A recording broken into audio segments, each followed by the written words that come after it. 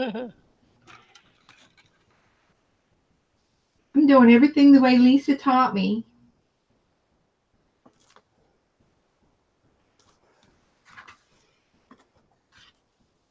There we go.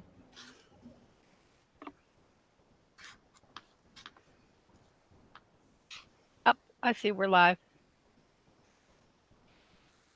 Hi, Hi, Ruth. Ruth. Jinx.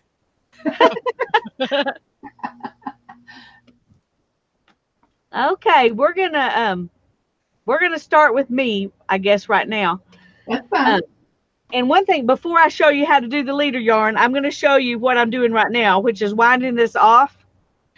And I'm using this knitting needle as if it were a nostepinne, which is I think it's Norwegian way that they would wind their spinning off to make a um, a center pull ball.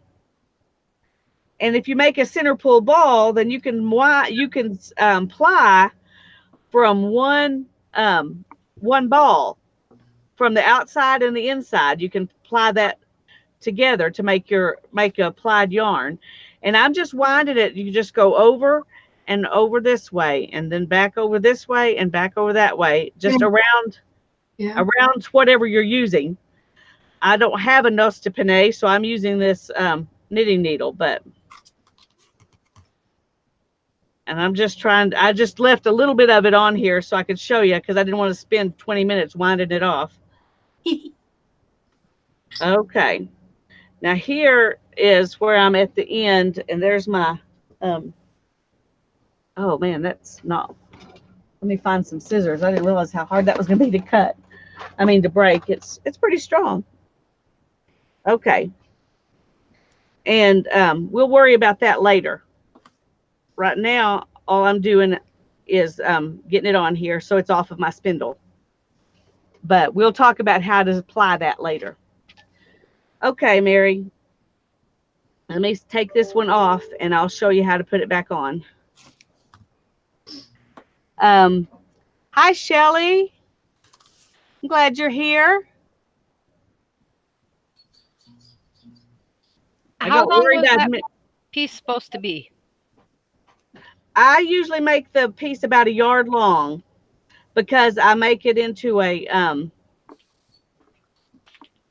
Fold it over. a loop. Okay. And I totally messed this up. So I'm going to just start with a new piece.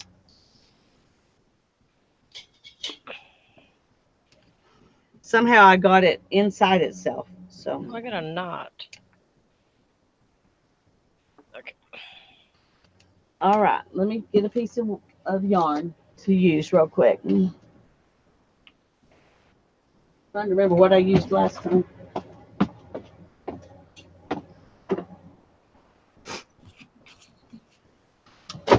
Oh dear.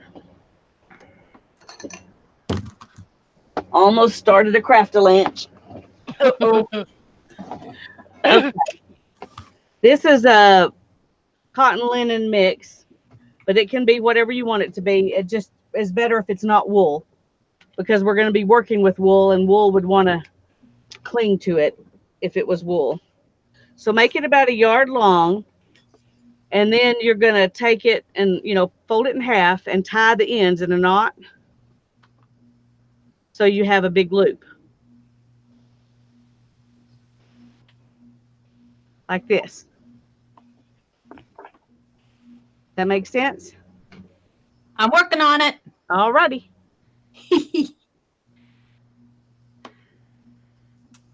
There we go. Okay. I got mine. Now then, you take that and whoops, wrong end. You take the end that's knotted and put it over the spindle. So you put this under the spindle and take the end that's knotted. No. Yeah. And you're going to take the, let me get this to sit still. Okay. This. Hi, Kiki. Hi, Kiki. I'm so glad you're here. Hi, Okay, we've got the knot in this hand and the loop in this hand. And what we're going to do is take the loop and put it underneath the knot and pull so that it loops on there. and it'll be on there like that. But it won't stay still like that. So then you have to take it around and pull it through. Can you see that? What I'm doing, I'm just taking it around and I'm going to pull it underneath through this loop that I've made there.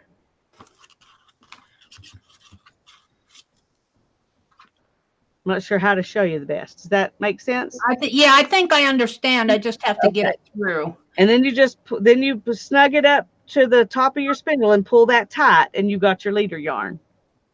And I've got my knotted end down at the base of my spindle. Is that right? So you have a clean loop. Can I knot it one more time down there just for safety? Sure.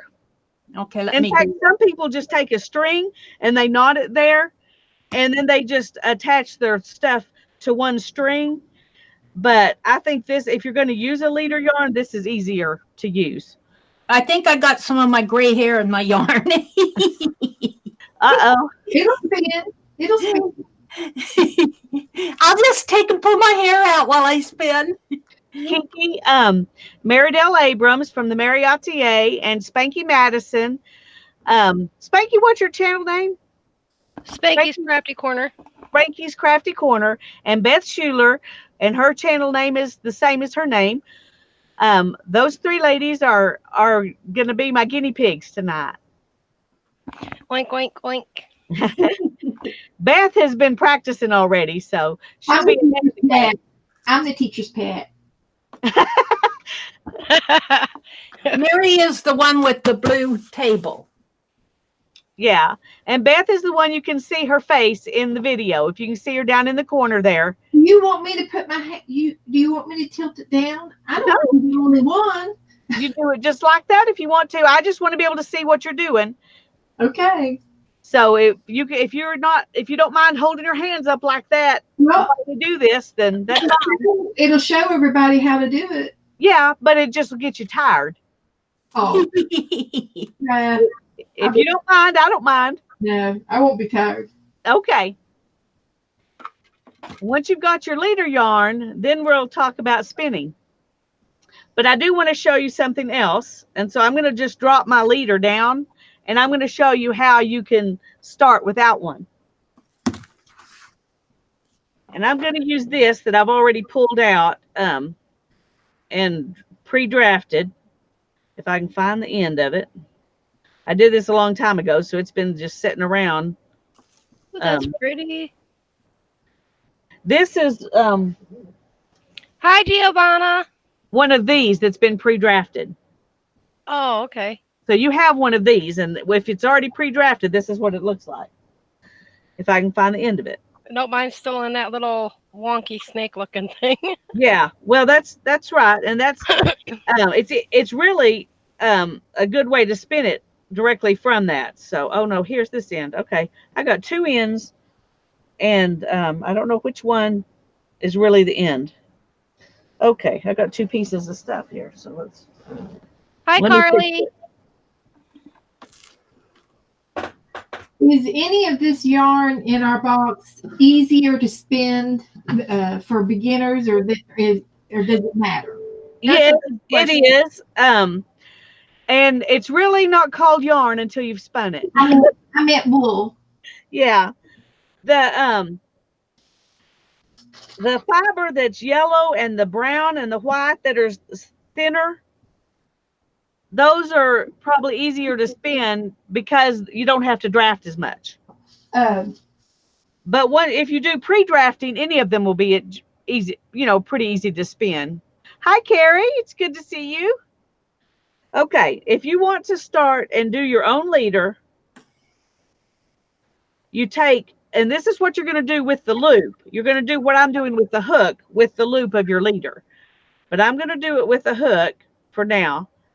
And you just loop it around like that, and then you start spinning. Let me get this over here so I don't end up catching it in there. And you just start spinning. Oh, wow. And you're going to spin your leader. Cool.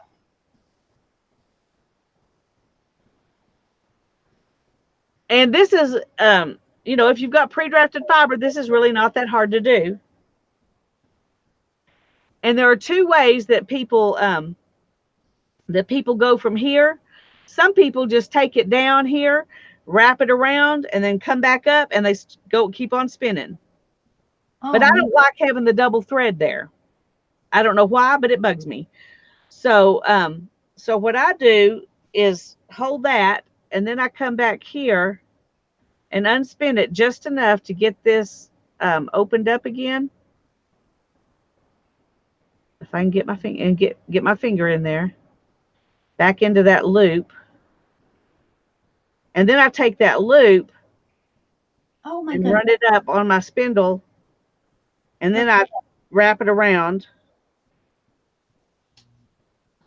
Huh. So that it's wrapping around here. Now I've got this leader in the way, so it looks messy, and then I pull it up here, and then I keep spinning. Very cool.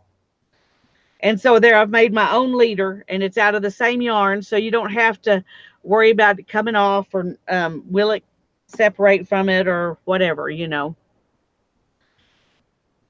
So that's how you make your own leader. Now I'm gonna break this right here. And I'm going to take this off because y'all are using a leader, and so I need to use one too. Okay. Whoops. It won't matter in a minute, but to show you how to start with one, I have to have one. Hi, Dawn. I'm glad you're here. Does everybody out in the in YouTube land who are trying to do this, do you have the leader on yet? I did a video where I showed you how to do that to get ready to spin, but I didn't know how many of you have actually done it. I didn't have time to do it, Lisa, so I'm glad you showed how to do it here. Oh, that's fine. I didn't mind. I planned to show how anyway, because I knew there would be people who didn't. So not a biggie. Cool. But I didn't know if there are people coming in now. But if they need me to show it again, I guess is what I'm asking. I think I pulled too hard. Let me go ahead and show one more time.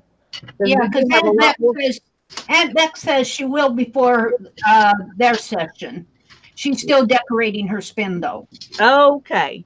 Hi, Joyce. Hi, Aunt Beck. Hi, Dawn. Is there anybody who needs me to show how to do this again out there? Dawn, Ruth, I'm not sure who else besides Becky is spinning. Ruth's leader is on. Dawn, is your leader on? Are you going to be able to play tonight?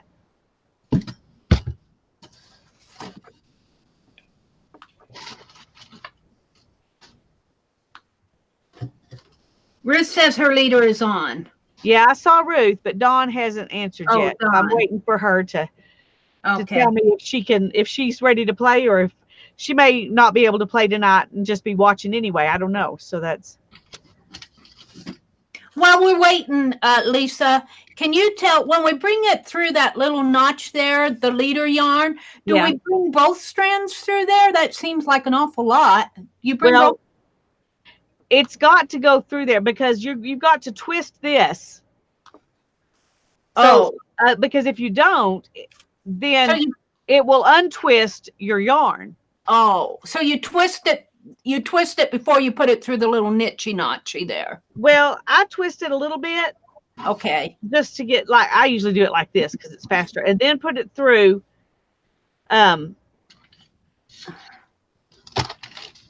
Oops, I'm twisting. And then you go up around your hook, and then you spin it to twist it up here, so that it's all twisted up before you put your wool in there. Okay.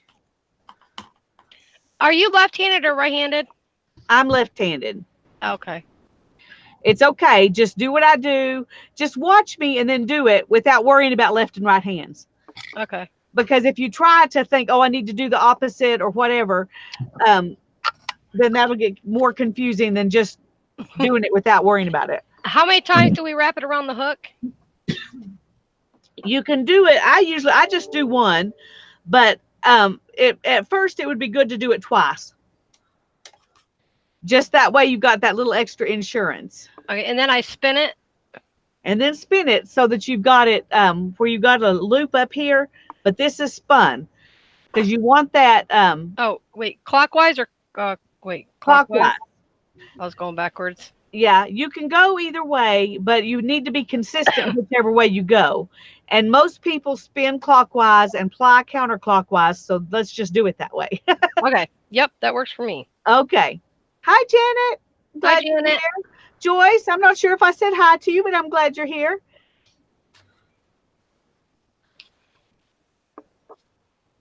And when y'all get to this point, well, actually, before you get to that point, we need to decide what we're going to spin. And how many of you have any of you practiced pre-drafting? I got this. I just pre-drafted. I think it's good. Okay. I haven't at all. I just did not have time, Lisa. Okay, that's fine. Let's do a little pre-drafting then. I'm going to move it to you, Spanky, and I want you to show them what you've done already. Okay. And what was that you're pre-drafting? This is that. That's alpaca. Yeah. Okay. It was already kind of like thin, so I figured it would be easier. Yes. That's a good place to start. So why don't we just do that? Everybody grab your alpaca. It's the one that looks it's like a a little purple, bird's nest. blue, and it's kind of like a midnight blue sky with purple. Probably the last one I pull out of the box. Probably. That's what usually happens to me. I'm trying to find the end on mine. Midnight blue with purple. There's Ruth would like to know what per-drafting is. Oh, pre-drafting is when you draft it before you spin it, because you can draft it while you're spinning, or you can pre-draft it beforehand. If you're new, you want to pre-draft it, right? Yes. You're actually making the fibers in a thin strand, thin enough so that when you actually twist it on your bobbin, when you twist it, it's real thin enough, and it's going to twist to make a nice piece of yarn. If it's too thick, then I can't find the end of mine. You just find the length of the ends and just gently tug it apart where it doesn't break. You have to. It's right there on your left. Flip it back to the left side up on top. It's right. Looks like it's right there. Yeah, that's what I've thought several times, and it keeps not being the end. Oh. I've got all these little places pulled out because I thought they were the end. Okay, let's see. One in here somewhere is the end. So let me go this way. Do I have the alpaca? This is the closest thing. That's it. That's it, Mary. Okay, thank you. Yeah, the little bird's nest one. That's the alpaca. Now, let me show you pre-drafting. Okay, let me see what Ruth said. Just a second. She was asking. Oh, that was the pre-drafting. Yeah. Okay. Okay. Now, when you've got this, and this doesn't need a lot of pre-drafting. In fact, you could spin it like this. It would just be a thick yarn. But you first have to find the fiber length. So you want to grab a little bit at the very end and pull it out. and you've got this this little bit right here, and that's your fiber length. So this is a pretty long, alpaca is a pretty long fiber. Oh, I forgot that step. So when you're drafting, you want to only draft about half that much at the most. So about 2 inches or 2.5 inches. Because if you draft longer than that, you'll pull it apart. And okay. So, and that's the same with pre-drafting as it is drafting while you're spinning. So just grab a little bit at the end, and when you hold your fibers you're drafting from, you need to hold it lightly, because if you hold it hard, you won't be able to pull it at all. So hold it lightly so that the fibers can pull out, and you just pull out a little bit, and then move your hand up and pull out a little bit, and move your hand up, pull out a little bit. So you're making it like half as thick. See, that's the step I forgot, was the pulling that little piece off first. But it worked. So Yeah. Since this is a long fiber, your chances were much better yeah. at not doing that than they would have been if it had been a short fiber. Excuse me. And so if you just keep pre-drafting however long you want to, and I've got a little bit done, so I think I'm good right now. Hi, Susan.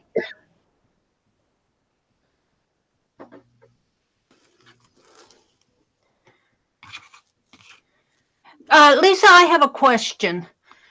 When you in your videos, I didn't get to watch them all, but I did watch the one on drafting and doing the, what do you call this when you pull it apart here to find the staple length, finding the staple length. Finding the staple. I did see that, but I noticed when you were spinning, you only have to do the staple length when you change yarns or when you're working with a new yarn. You don't have to find the staple length all the time, right? Once you know what it is, you can do the whole thing with that staple length. Yeah.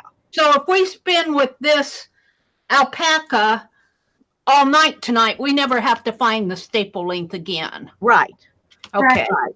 I don't plan for us to spin with alpaca all night, though.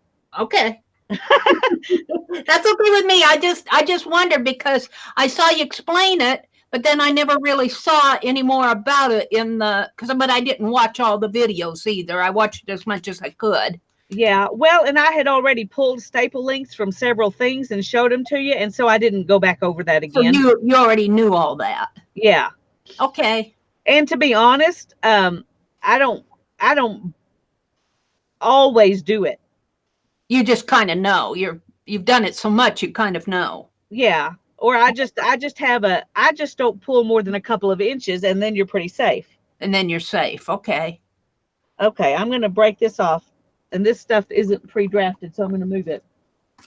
And just keep my pre-drafted stuff over here. Is it easier to keep it separated from the other?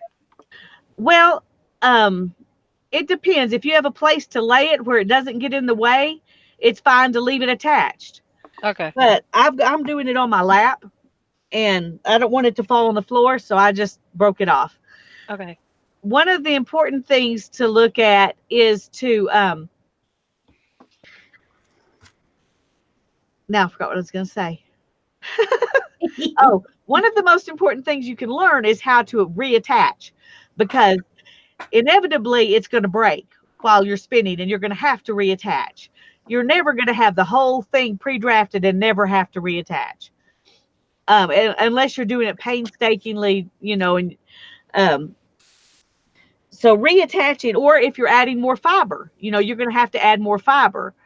So you're always going to have to reattach. So it's a good thing to learn. That's one reason we're going to switch fibers. So you have to reattach several times. Okay. Okay. Hi, Jerry. I can't remember if I said hi or not, but hi. Okay, if you've got this ready, like that, and I'm going to park my thing right here in my leg, then you want to take your pre-drafted fiber and put it through so that you've got a little bit of a loop. No, you're not. You need to move up a little. No, wait. Who am I watching here? That's me. Okay, let me. There. Okay. It should be on me. In Google Hangouts, she's watching. Yeah. Oh, okay. You're pretty good, Spanky. I was watching Spanky. I'm going, wait a minute. I only see the table. Yeah, put it through so that it's looped, and then you can let that go. But go ahead and hold on to the end of your leader so you can spin it some more and build up some more twist. Because the minute you let go of that, your twist will move on up into that loop you had. Lisa? Yes. I just added on, I had a really dark purple, and I added on just a second, let me switch it to you. Yellow, and you can see where I attached the purple and the yellow together, and you can see the barb, the barber pole spin. You see? Do you all see that? It's kind of fuzzy. Okay, let me back off just a little bit. Yeah, there you go. Uh, Up. There you go. you can see it spinning. You can see it actually spinning together, and you can see the little tiny stripes of the purple and the yellow intertwining. And that's a good sign that I've got a good twist and a good connection. And these two yarns are going to stay together when I continue to spin and make yarn. That's true. If you're spinning the same fiber and you're just reattaching the same some more of the same fiber, you won't notice that. Right. And you'll actually get to the place where you won't be able to tell where you attached it unless you're putting different fibers on where it does that. Yeah. But this is an example of how you attach two together. Right. Just as strong as the rest of the yarn. As the rest. Yeah. My spin came undone. Do what? My twisty came undone. Okay, I've got it on you now, but I can't see what you're. Oh, it's getting there. I have to retwist my thing. It came undid. Okay. Well, once you've got it and you've got your stuff in there, and you've Lisa, spun would you show us how to attach it again? I was respinning my leader yarn. Okay. Just show me how you attached it. I'm just gonna let this. I'm just gonna let this unspin. Okay. I'm holding tight now. I don't think I'm going I think I'm backwards. Okay. When you've got it, let me take this out so we can. This is why you practice, Spanky. This is why you practice. That's right. It's okay. That's what tonight is. Okay. And when you've got it, you just spin it until you've got a loop like this. And this is all spun up. You want it pretty tight, so just let it spin a while. And then you've got this loop right here. Okay. And then you take your piece of wool or alpaca in this case and go through, and then you've got it where it looks like that. Okay. And hold that, and then you just let go, and it'll pull the twist right up in there. All the twist that was built up in here now went up to there. But you want to hold on to that. Don't let go of it, because there's not enough twist to keep it together yet. I don't know if I have enough room to do that. I did it. Woohoo. Yay! Oh, mine's untwisting. I'll have to practice that a little. Okay. Are you twisting it clockwise both times? No, of course not.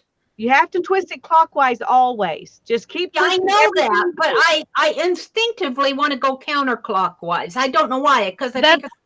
Well, then do it counterclockwise. The way I loop it on my hook, I'll bet it's the way I loop it on my hook rather than, one side versus the other.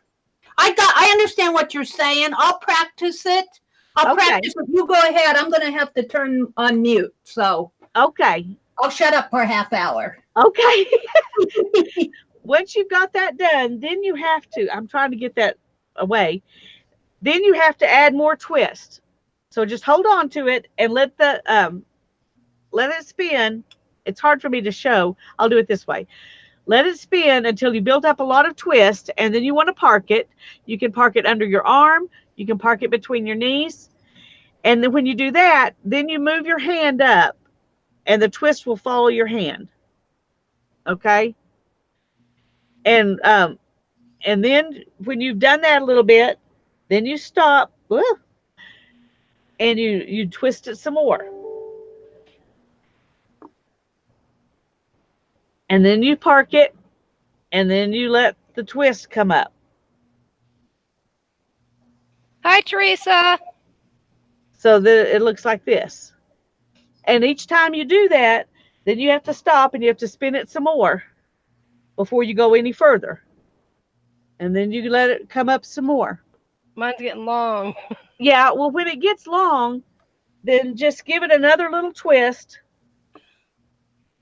And then that's when you take it off of your hook and wind it onto your cop. And you go counterclockwise on it? I was, but no, you it it doesn't matter really, but it's better to go clockwise. That keeps all your twist in there. Take it off the hook. Oh, snap. And then Roll it up on their cop and then bring it back through the little thing and hook it around your hook another couple of times, and then you start spinning again.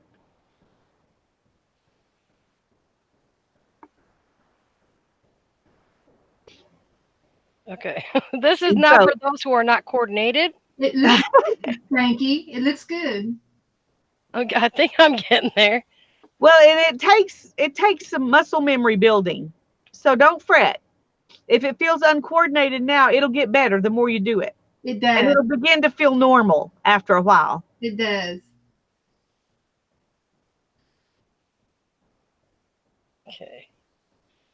Now, you don't have to spin it in your hand like this. You can hang it to spin. But if I do that, whoops, no, you don't want to do that. Did you see what happened? It come undone. No, it got wrapped. It grabbed my fiber. Your tail. Yeah, and you don't want that to happen. That's why you wrap your tail around your arm. Yes, it is. And I don't know why I didn't do that, but I didn't. So now I'm going to. Mostly because I thought, oh, I'll have this spun up in a minute and it won't be a big deal. Okay.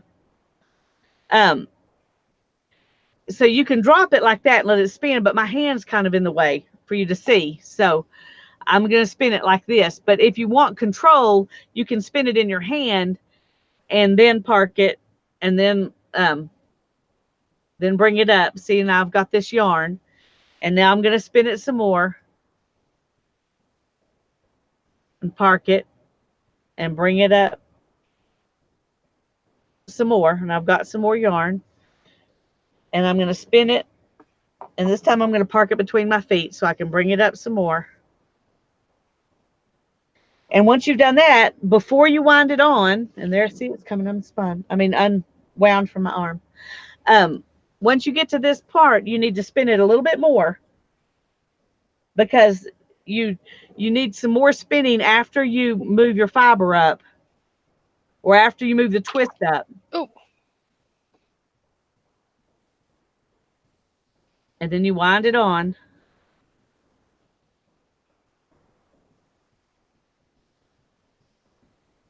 And then bring it back through your hook, wrap it around a couple of times, and you just do it again. And you just keep doing that.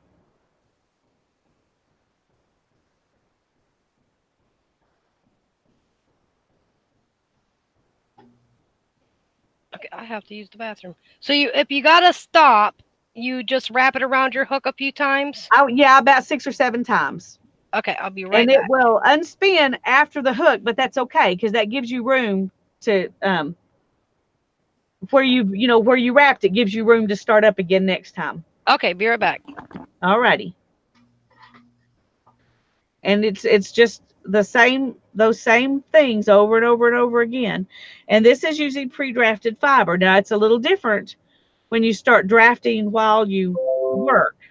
And we'll wait for Spanky to get back before we talk about that. So I'm just going to go ahead and finish this little bit here.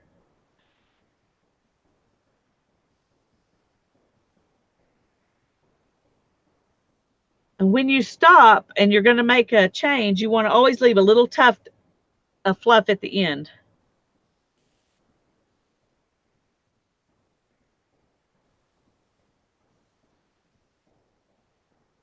Now, do y'all want to spin a little while like this with pre-drafted fibers before we go on to parking and drafting?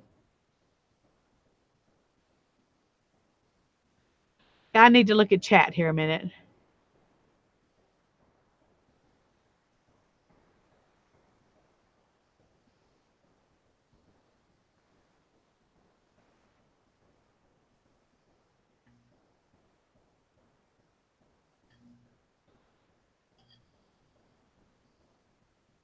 Giovanna says, I know a few weavers here in South Carolina. It's close to the heart of basket weaving. Susan says there was a reason for men to work out and women in the home. They wouldn't have clothes, bedding, or anything. That's true. You know, it's only what year was it when the spinning Jenny came? It was in the 1700s, I think. Before that, everything everybody wore, every blanket, every sheet, everything was hand spun and hand woven. And so it's really pretty recent, that we've started not having to do this all the time. Um, in fact, my daughter was reading some historical something that was talking about if you had a wife that couldn't spin, you chose badly. In those days, it was more important for her to be able to spin than to cook, which I thought was kind of funny. But it sounds funny from here. But if you think about the fact that your clothes and everything else comes from what she does, the spinning is very important. Okay, I need to see what Mary's writing here. Just a second. Yes, practice, she says. Okay, keep practicing, Mary. Oh, notes to me. Okay. Beth, let's see what you're doing. Well, as you can see, I switched over from the burgundy onto the yellow, and I've done that much of the yellow. Now, I have a lot of thickness, thick, thin, but I am anticipating that that's going to be more thin later. It's going to be more consistent later after I practice. Yes, absolutely. And I mean practice like for a month. I'm not talking about practicing for an hour. Right. Yeah, it takes a long time. Different fibers draft out differently and harder. And this yellow pencil road that I got, I ended up splitting it in half so that I could draft it a little bit easier. I split it in half. Oh, yeah. Pieces, but that's okay, as long as I knew what I was doing. Right. But I'm doing it. Girls, it's working. If you would watch the pre-shows that Lisa did, she did 2 or 3 videos. They were short clips on each little step. They were very great. They were very good instructional videos. And that's how I learned how to do this. I have watched about 10 different people doing these things. And Lisa was the very easiest for me to understand, or it just kicked in. It was like an aha moment for me. So don't give up if you're really interested in doing this. And I learned I tried to spin last year on a spinning wheel, and I failed terribly. And I ended up making art yarn, which was perfect for me because I like that chunky stuff. And I use it in my art and to craft with. But I really wanted to learn how to do this. So this is very good, girls. All I can say is don't give up. This is a good practice. And once you get good at the drafting, Beth, your spinning on a spinning wheel will be much easier too. They didn't teach me how to do the drafting the way you did. Yeah. And it just didn't kick in. And well, for one thing, once you've been doing it a long time, the drafting is just natural, and you might forget all the little steps it takes, Yeah. And I was using the merino wool, which is very slick wool. And it might have been because of the type of wool I was using. It wasn't the roving style wool. Yeah. And it depends. I taught a bunch of people with a more roving style wool, and then they switched to the merino, and they did better once they switched over. Yeah. And other people do better with roving.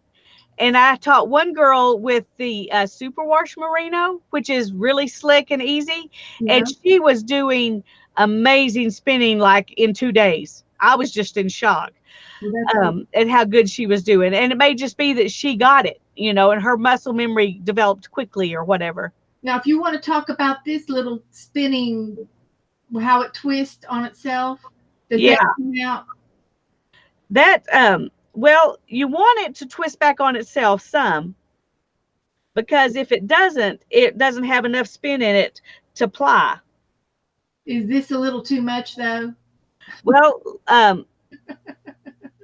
see, when I let go of mine, Okay. You can see it. I need to draft some more then. But you want it to ply back on itself, but you don't want it to become a wad. So maybe you did a little bit too much, but not a whole lot. I'm ready to take it on up. Yeah. Okay, Janet, I do have one more of these kits for sale. These kits like these ladies have, and they do have a spindle in them. And that kit is $20. I can make some spindles and sell them if people want to buy them. But I also made a video on how to make the spindle yourself. And by the time you buy a spindle from me and pay for shipping, you could make yourself 4 spindles if you don't mind taking the effort. So I don't mind making them and selling them, but you really can make them yourself. So I do have one kit left. So I have 1 spindle, but it's part of that kit. So, and I would be happy to sell that kit to anybody who wants to buy it. Just email me. My email is in the description box below the video. If you'll email me, I'll sell the kit to the first person who wants it. But the spindles are really pretty easy to make, and I do have a video on how to make your own, if that's helpful. Are you back yet, Spanky?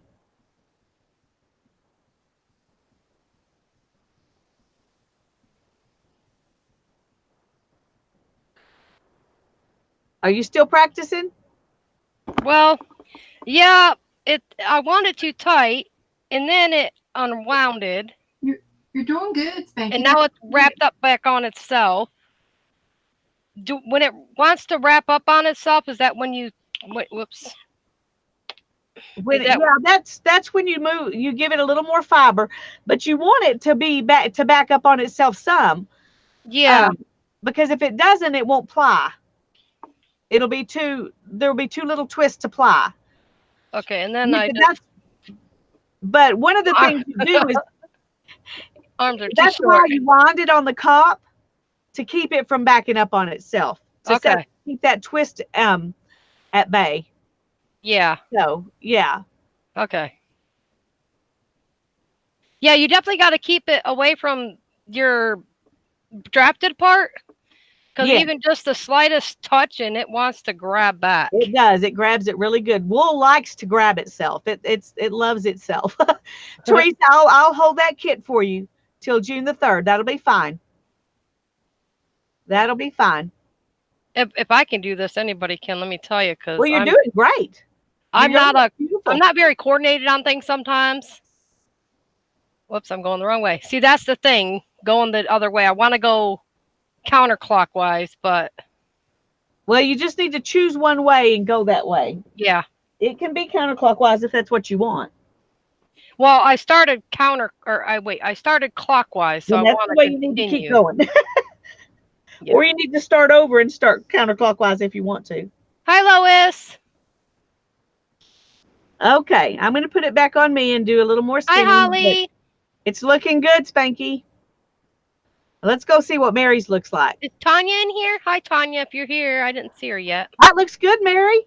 See? Look at them. All 3 of them are spinning. Oh, that looks really good, Mary. It does. All 3 of them are spinning, and it's just the first night. So it's really not that hard once you kind of get the feel. Especially if you've pre-drafted. Let's put that in there. The pre-drafting does help, but I've had to already stop and draft a little bit as I was going. So yeah.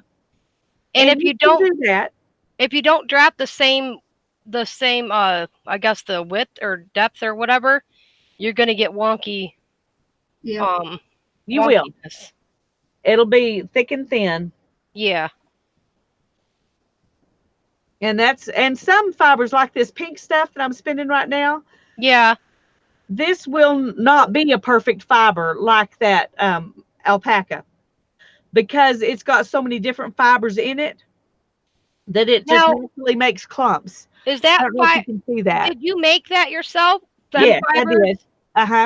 Will you end up showing us how to do all that? Do what? Will you show us how to do that?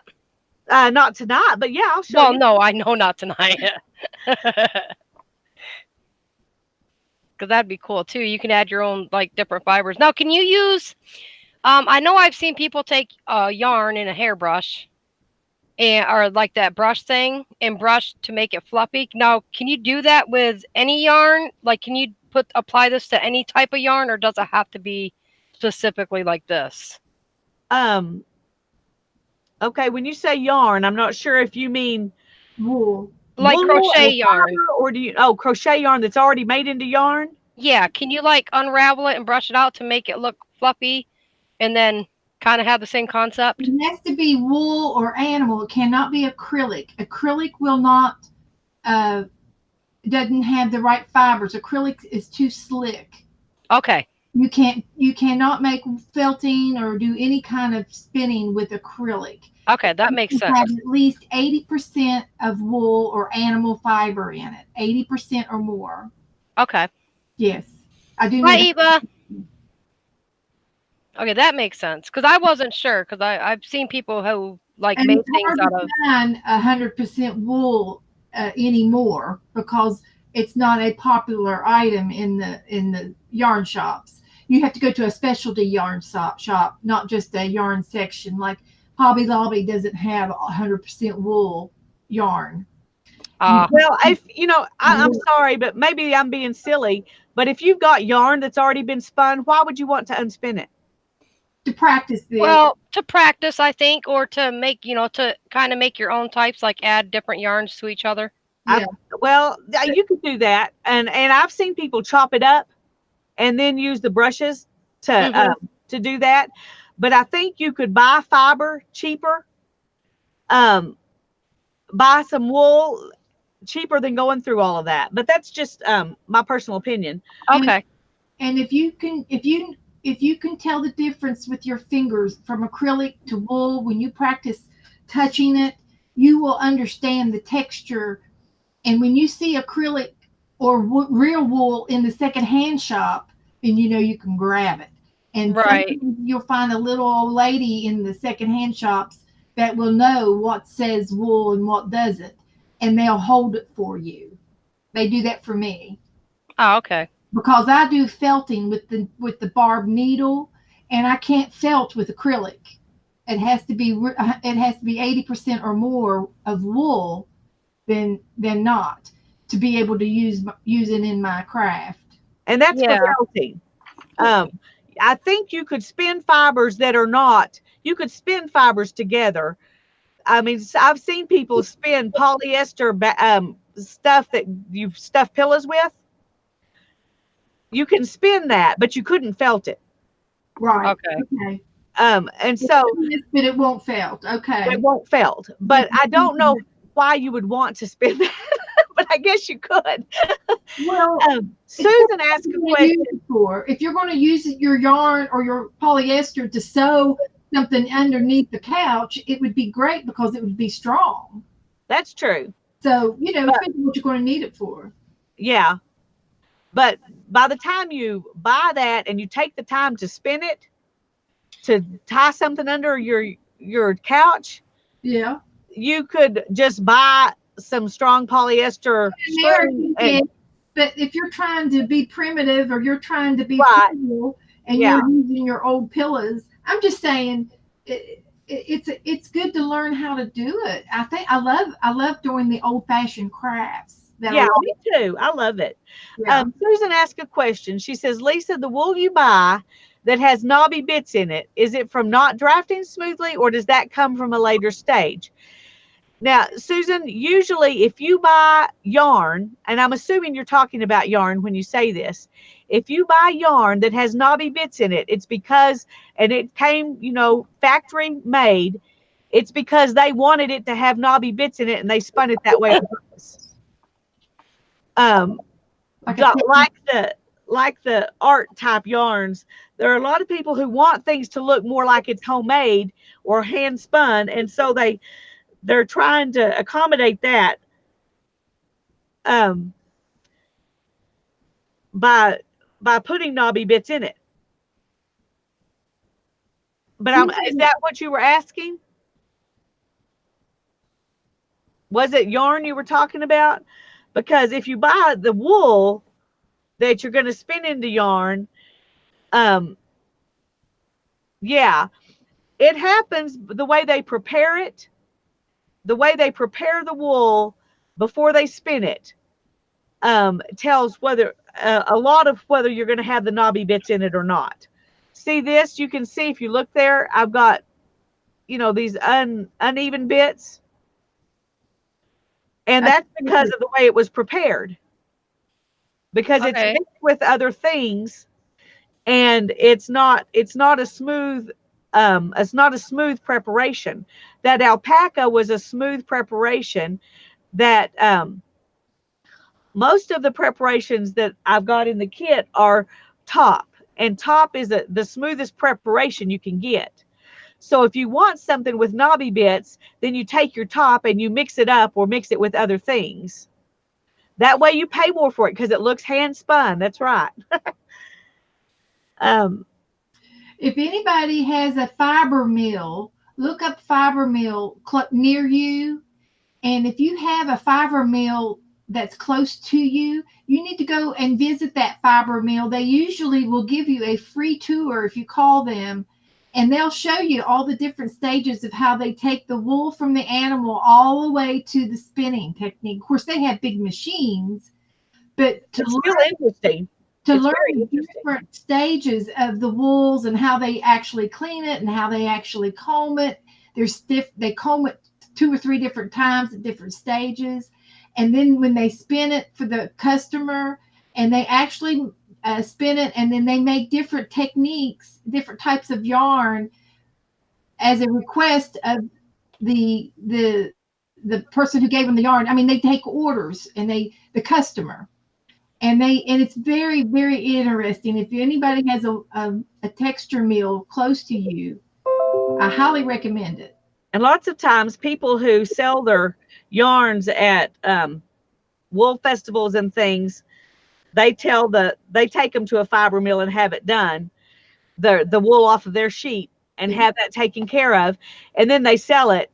And a lot of them do that rather than selling the wool itself. And there are a lot of people who want to buy it that way. They want to buy something that was done at a small mill and not, a huge factory. Right. For the same reason we do this. They want it a little closer to what's handmade. Handmade, yeah. So if you were to get if you got a sheep, you could shear it and make your own. You could. It's not that easy to shear a sheep. And I want to get me some alpacas. There are people who just, what they do is shear sheep. And learning, if you're going to raise a bunch of sheep, then you would need to learn how to shear it yourself for sure. Right. But there are people who that's their livelihood, is shearing sheep. So Teresa said sheep look funny naked. They do. They look a little sad. You can buy freshly sheared wool off of a sheep farm. You can buy it by the pound from that person, and they will sell it to you online. And some of them sell you a whole fleece. Yeah. Oh, that's cool. Yeah, and I bought a whole fleece. I bought 2 online that did not turn out well. They had so much stuff in them. It was a mess. Yeah. And Ruth wants to know if you changed wool. Yeah, she changed to a different yeah. I changed to the sparkly stuff. The pink tube looking one. Yeah, but it's the part that I already pre-drafted. So I'm just playing while y'all are practicing. And when you're ready to practice drafting, parking and drafting, then we'll go to that. So I'm just playing right now. I think I've already parked and drafted 3 times now. Oh, well, good for you. I think that's what it was, where you wrap it and then set it down and draft. Yeah. Yep. I would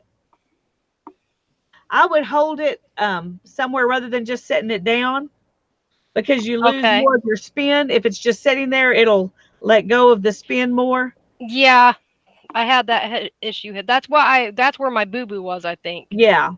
So if you park it, which is hold it between your knees or under your arm, under your arm or between your knees or between your feet before you draft, then that'll be easier. And then you'll get to the part where you can draft while you're spinning, and you'll just let it spin, and then you come up here and draft like this. And we'll get to that. But parking and drafting is the next step after pre-drafting. Okay. I think I've done pretty good so far. Mine looks really doing good. Great. I think all of you are doing great. I'm back. Yay! Welcome back. TV is off. I made a list of my questions. Okay, ask them. Okay, I got a page of them. All right. So we don't have to draft this. This is all pre-drafted, right? The alpaca? What? Yeah, this alpaca. It is pre-drafted to a certain point. It depends on how thick you want your yarn to be. If you're happy with the thickness of it, just like that, spin it just like that. Well, I am happy with it. It's pretty thin. Now, that was one of my questions. We are going to ply this, right? Yes. Let it fall back on itself. So it'll actually be, will it be a 2-ply? Yes. Okay. All right. So let me go to my questions. You can do more than 2, but 2 is that's all I do is 2-ply. I don't mess with more than 2. Okay. I just Excuse me, make it the thickness that'll work good as a 2-ply, and don't worry about it.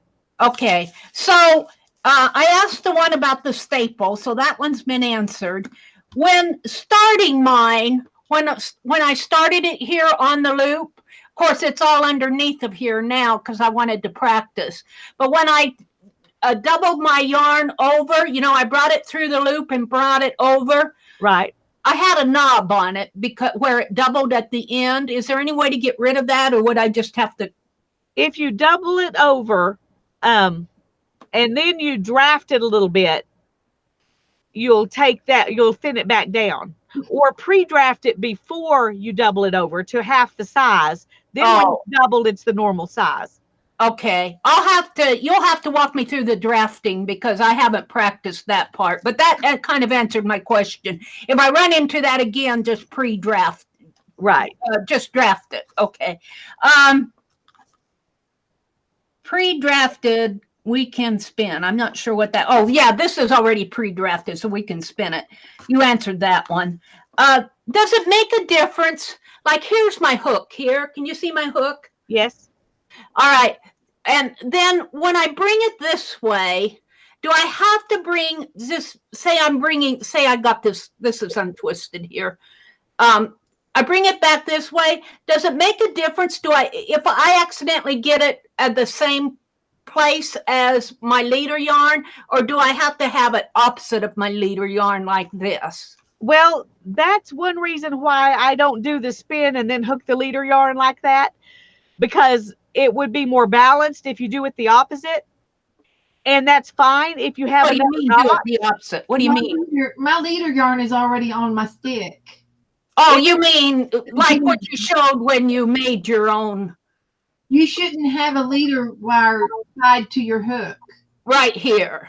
Yeah. That should be, your leader wire should be coming up. No, your leader wire is on the base of your stick only. Lisa, hold your spindle up so I can see it. I see. Well, I see.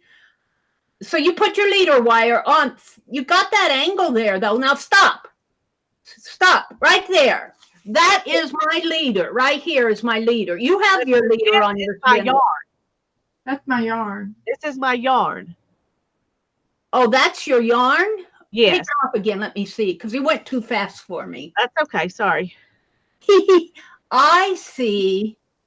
Oh, and your leader, you actually spun your leader right up here at the top when you started. Right. When I did my from the wool, I spun it up there and then I moved it down here.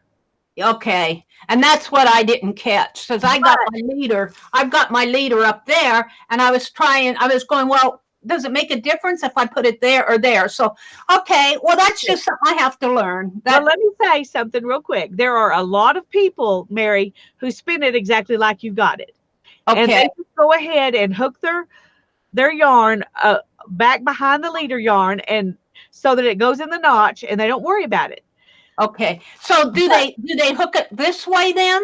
Well, Your your leader is so wide that your regular yarn can't go in the notch with it right now. Right. But if it was thinner, then your lead they could both go in the notch together. Like and on the same plane, like parallel to each other on one loop. Okay. That does so if I put it over this way, because I've been putting it opposite like this, does that make a difference? That's fine. It is harder to keep it in place when it's in front of the hook rather than behind it.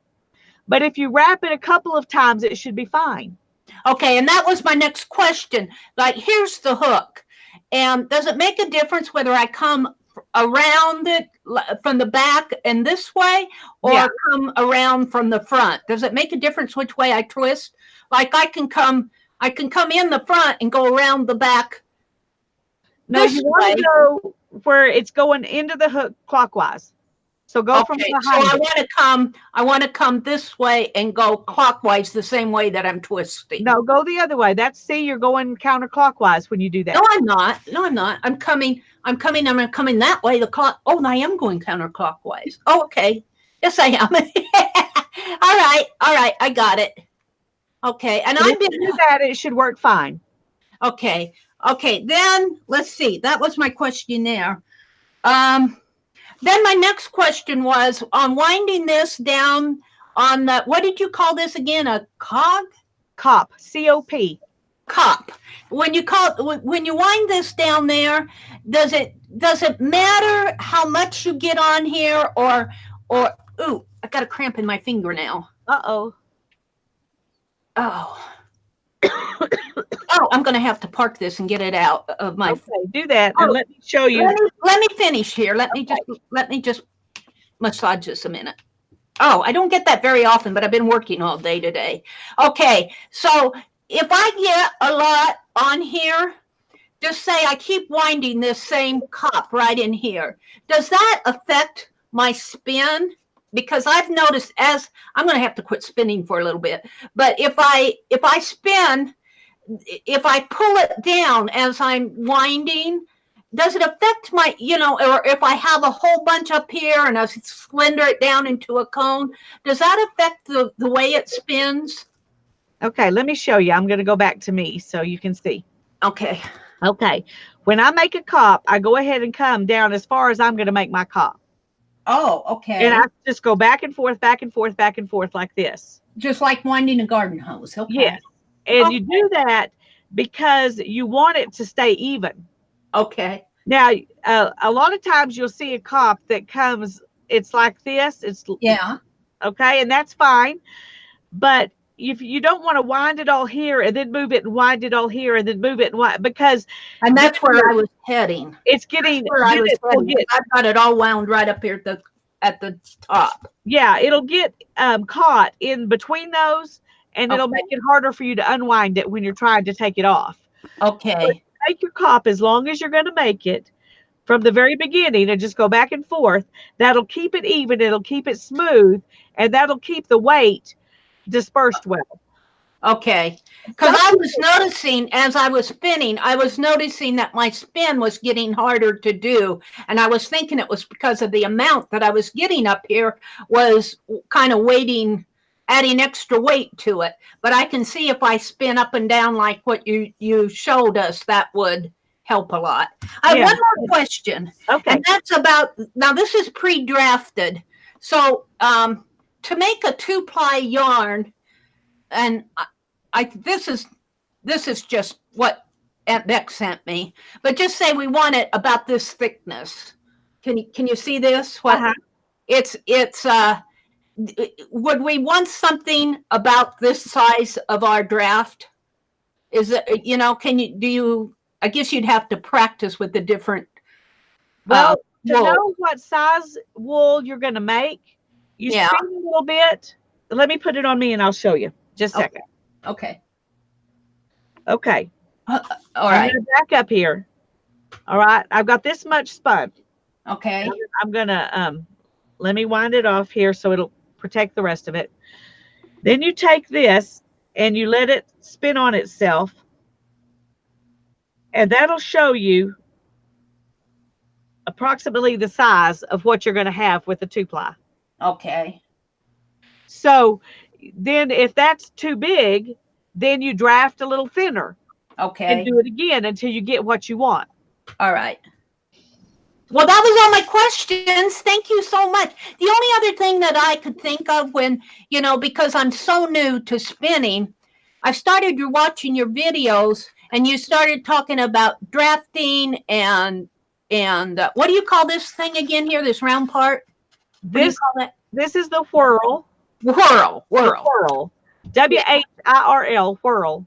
I think it would be real helpful. I heard you when you said it in the video, and I hear you, but sometimes I think it'd be real helpful if you had an elementary for beginners dictionary, because you started talking about drafting, and I'm going, what is drafting? And I went in and looked it up, and I think it was Beth who said, nobody explained drafting as good as you did.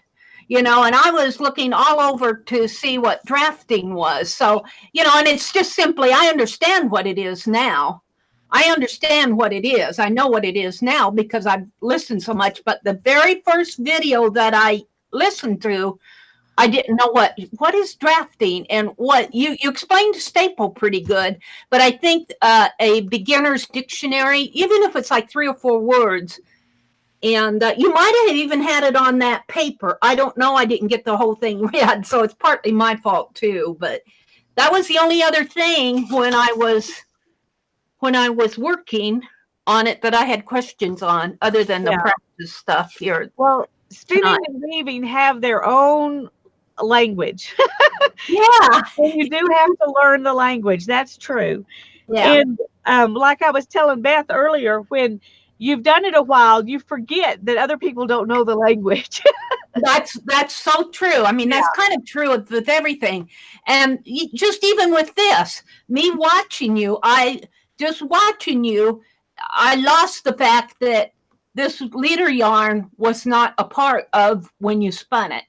I lost the fact that you actually spun the leader yarn as a part of your draft. And here I have it up here. Yeah. Well, when did you start out with the leader yarn that you put on?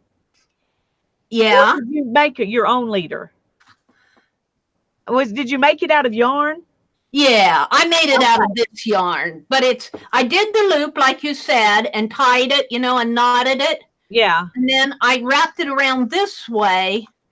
Say it's knotted here, and I did that a couple times, and then I pulled it up and looped it around my hook. And what you see here is from here, and then this part was the part that I spun in. So I left this part from going from here to here. That's what this is. So instead of taking it off like this and winding it on and starting, you just went back down here and wound it on. Yes. Okay. So when you did that, you did what a lot of people do when they spin their own leader. And I was showing you how to spin your own leader.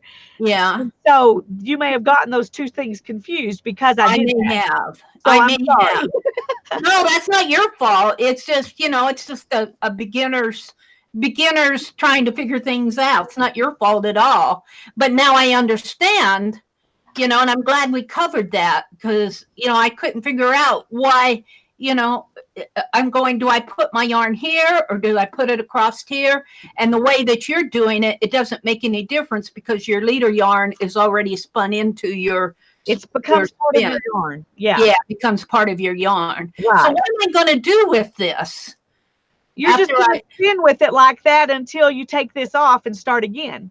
And next time after you get it spun and you're ready to load it on, you'll just take it off the hook and load it on and start going again. Okay. I might instead of have to losing it practice to it. that a little. I'm not sure I can spin anymore because I've been using my hands a lot today and my finger is cramping up on me. Yeah, that's fine. You can practice on your own time and watch those videos Yeah. and practice with them, and that'll be good. Yeah, I'm I going have to a practice question. with your next class too. So That'll be good. Let's see what Alrighty. Stacy's doing. thank you, Lisa. I Uh-huh. ran out of colors, so how do I add another one? All right, I'll show you because I'm at that place too. Okay. Okay, and are you you're parking and drafting, right? Not pre-drafting? I pre-drafted just a little bit so I could figure out how to add it, and then I'll have to park and draft. Okay, I'm going to grab some of what you got there. Yeah, I'm using that. I got the alpaca one on, and then I've got this other pink, the two-tone pink. Oh, okay. I was looking at white here.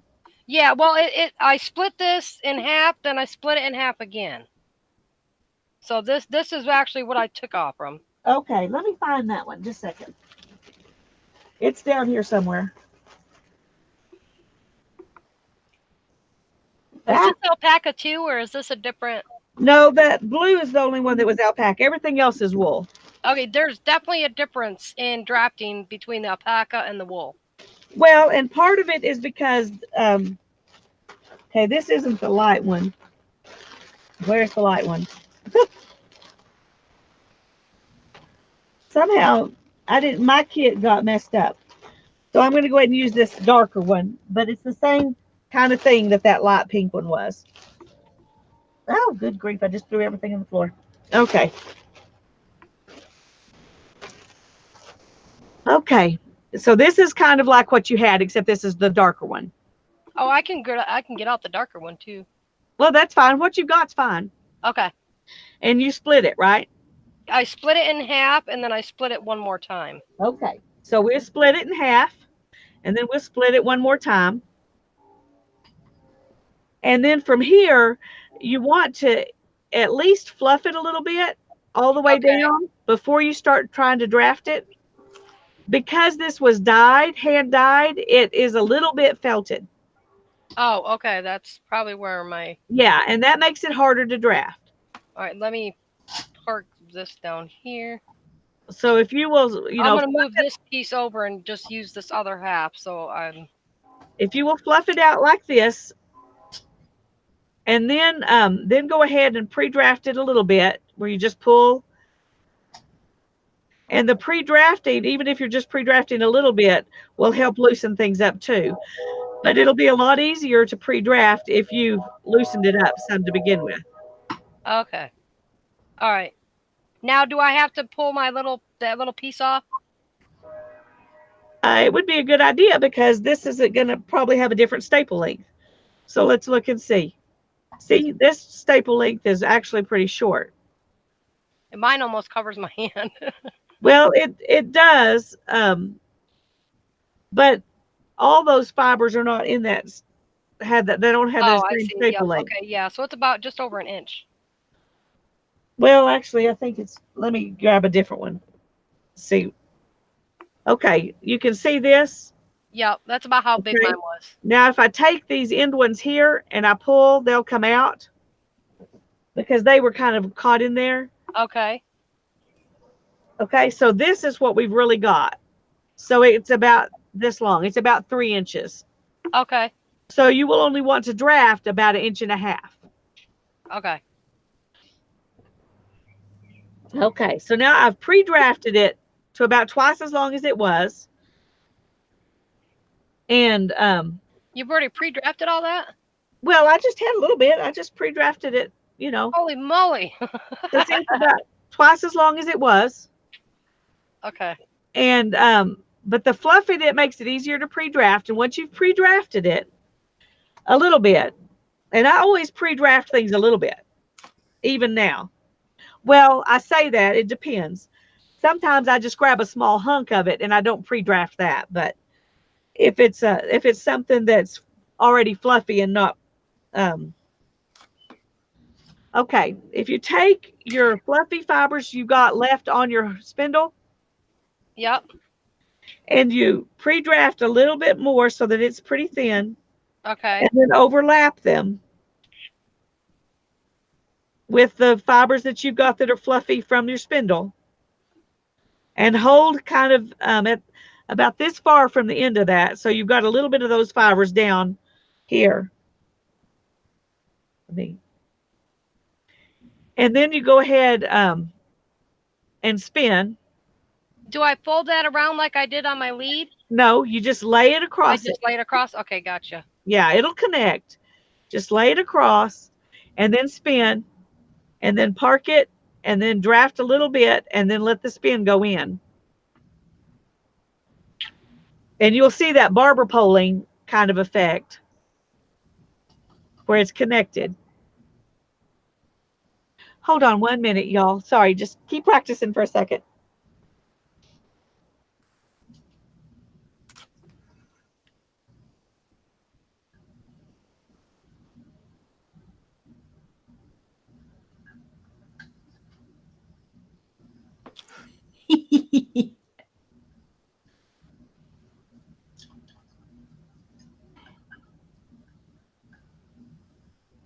I'm laughing at Carly. Can you guys hear me? I'm not paying attention in class, Lisa. I'm chatting with your I'm whispering in class. They're passing notes. Shame on you, passing notes, Hannah said. Okay. Once you've got that where it's spun and it's connected, you know, where that, see the barber poling, then you can just keep doing it. And if you spin it and stop it before it stops, but let it spin a while first and then park it. And then when you grab right where it's spun, the edge of where it's spun, and pull there, you can draft out about the same amount that you've got. And then let the spin go in, and then pull there and let the spin go in, and pull there and let the spin go in. You'll keep it about the same size. Okay, I Does that make sense? yeah, when I laid it down to spin up on top of it, it didn't spin at all. Let's see. Okay. You want me to come and see what you're doing, or? I'm trying to figure out what I'm doing. All right, well, let me come see. Okay, show me what you got. Okay, right. See, that's spun. You need to have fluffy. Yeah. Yeah, I just tried that, but half of this was sticking out, so I'm gonna. There you go. So this piece lays on this piece. Yes. How far up? Like an inch? No, like 3 or 4 inches. Oh, that's where my problem was. So unspin till you get to that point. Everything that's touching the new wool needs to be unspun. Okay. So that it's fluff on fluff. Got ya. Because if you have your fluff sticking out where it's spun, then it'll just stick out. Right.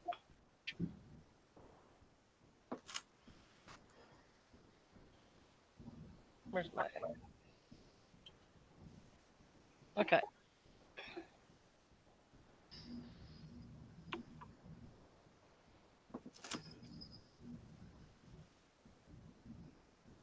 Why don't you pre-draft that just a little bit more, the new one? There you go. Okay. Okay. Now hold it right there and pull up spin till it's got a lot of twist in it. And once it's got a lot of twist up to your fingers, then slide your fingers up a little bit and let it catch the new fiber. Okay.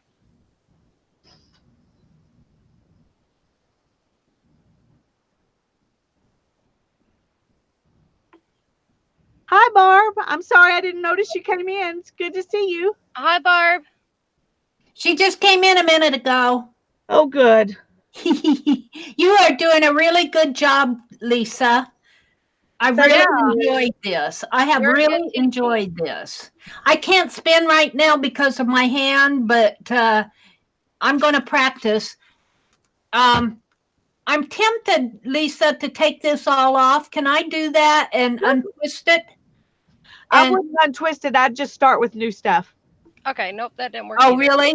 What will happen if should I wait until we ply and try to reply what's on here?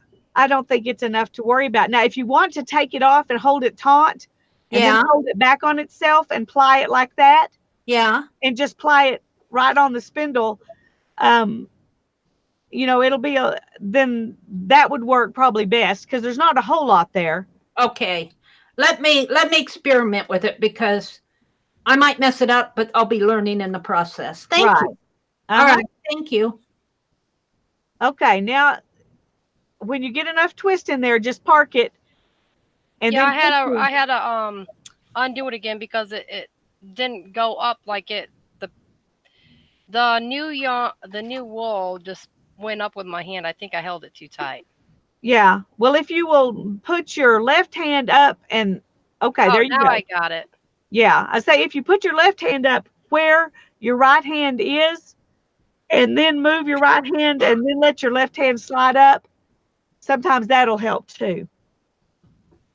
But it looks like you got it now. Yep, it did it now. I got the barber pole going on. Okay. And I'm gonna put it back on me real quick here. Okay. Just a second. I gotta get my hand over to the to the mouse. Susan says Spanky has it. Spanky's got it. Yay! George, I got it. Okay.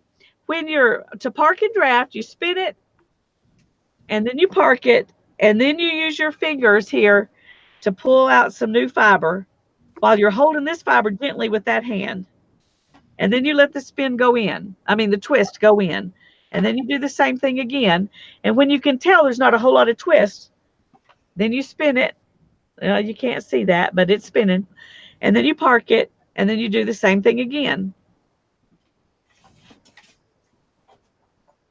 And you keep your other wool away from your spindle because otherwise it wraps around the end. It does, and that's not fun. Nope. Well, these are just my little pieces, so that's okay, but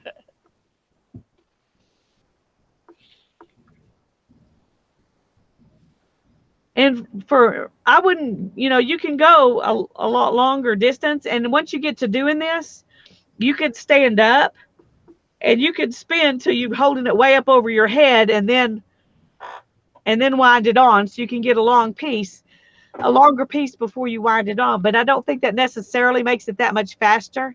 Yeah, I am, Kiki. I'm sorry. Oh, sorry about that. Y'all have to listen to me croak. Okay.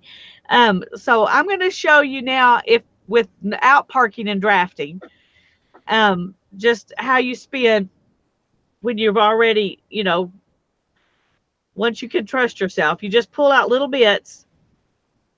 And this way, see, you're only letting the spin get up to this hand, not this one. And you move this hand up to bring it in, bring the spin in. When you're parking and drafting, you don't have to do that quite as much because you're stopping it, Susan.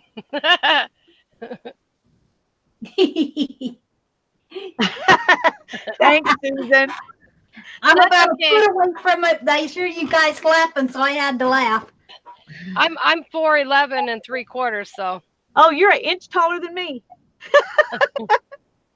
Yeah, I always throw in that extra bit because. Well, I do. I always say I'm 4'11". I'm really 4'10" and 3/4. So 4'11" just sounds better than 4'10" and 3/4. Right. Okay, so spin and park and then draft. And if you spin it and you start to draft and it doesn't want to draft, you might untwist a little with your fingers and then pull. And untwist and then pull. And sometimes that will help it if it's not wanting to draft. Because sometimes you might have let the draft get up here where it shouldn't. And if you untwist it, you'll fix that. I've got sort of a ply, Lisa, sort of a 2-ply. Oh, just a second. Let me come look.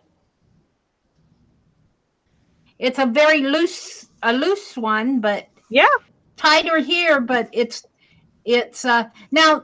Do you, when you take it off? I'm gonna answer to see how you two-ply a really long piece, because I did what we kind of learned when we were making tassels and that. You Right. wrapped it around a doorknob and then held onto it tight. Right. And then got the whole length and doubled it, and it made about a yard. It was about 2 yards long. It made about a yard twisted. About a yard twisted. Is that how you ply it? No, when you ply it, you take your two pieces and you take 2 balls of yarn or 2 spindles full of yarn. Oh. And you ply them with another spindle. So you're plying it. It's like spinning it, but you're spinning the opposite direction and plying them together. Oh wow! I'm gonna be interested to see that. I did mine the only way I knew how, but it twisted them together. Yeah, I learned that when we were making tassels and needlework. But for the length that you had, that was the best way to do it. Yeah. I'll show you in a minute. Okay. How to ply a little bit with a center pull ball. Okay. I hope I'll show you. I've never done it, but I've seen people do it, so hopefully I can do it. Thank you. Okay. And this just is, it's just the same thing over and over. You just pull and let the twist go in. And you get to where you can kind of tell when your spindle has stopped spinning. And so don't stop and look at your spindle all the time. If you do that, it'll take forever to spin. But at first you'll have to look down every once in a while and see how it's going, because if you don't, it'll unspin and start spinning backwards and it'll fall.